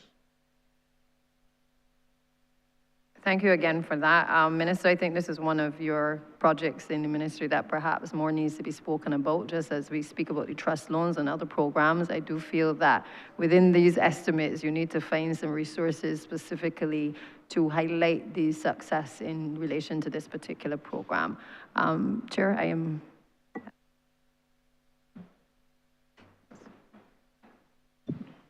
Thank you, Honourable Member. Minister, you now have 5 minutes to wrap up your closing statement. Thank you very much, Mr. Chairman. Been a long day. I don't know that I would take all 5 minutes. I want to thank all honorable members who participated in this extensive discussion.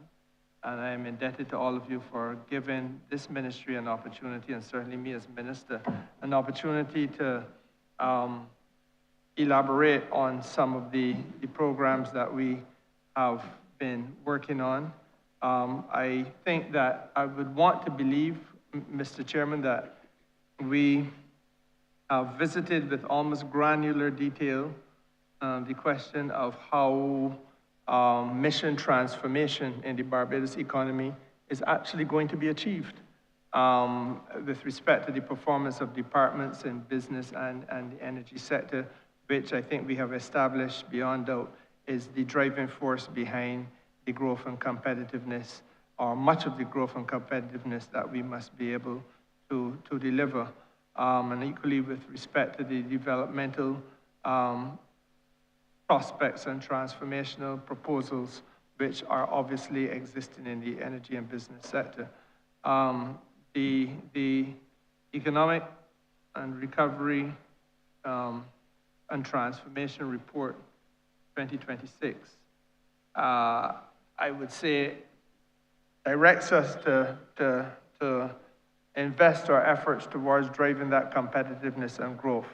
And we believe, certainly I have made the point earlier, and I think we can say it has been reinforced in these discussions, that these estimates really are, Mr. Chairman, the right mix of programs and the right mix of policies to take us satisfactorily along the way of that journey towards greater competitiveness and greater growth. And I would want to say with those few words, therefore, that I move that Head 41 stand part.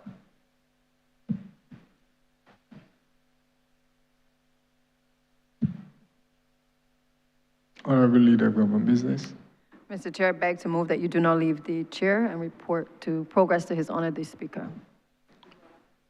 The question is that I do know report progress to His Honour the Speaker, and ask leave to sit again. All honourable members in favour, say aye. Honourable members against, say no. He thinks the ayes have it.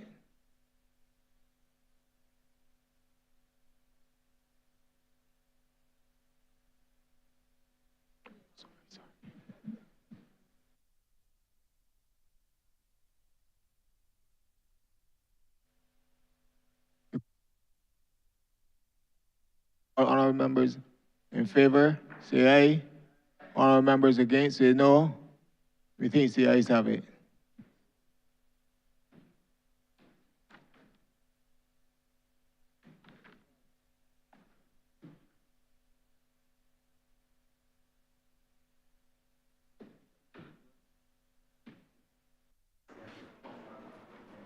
The Chairman has reported progress and requests leave to sit again.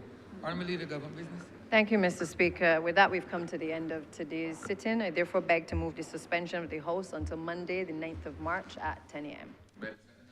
The question that this Honourable Chairman be suspended until Monday, the 9th of March? 9th, 10th? The 9th of March, you can't give. The question is this Honourable Chairman be suspended until Monday, the 9th day of March, 2026 at 10 a.m. in the forenoon. All those honourable members in favour, please say aye. Those against, please say no. Me think the ayes have it. This Honourable Chairman stands suspended until Monday, the 9th day of March, 2026 at 10 a.m. in the forenoon.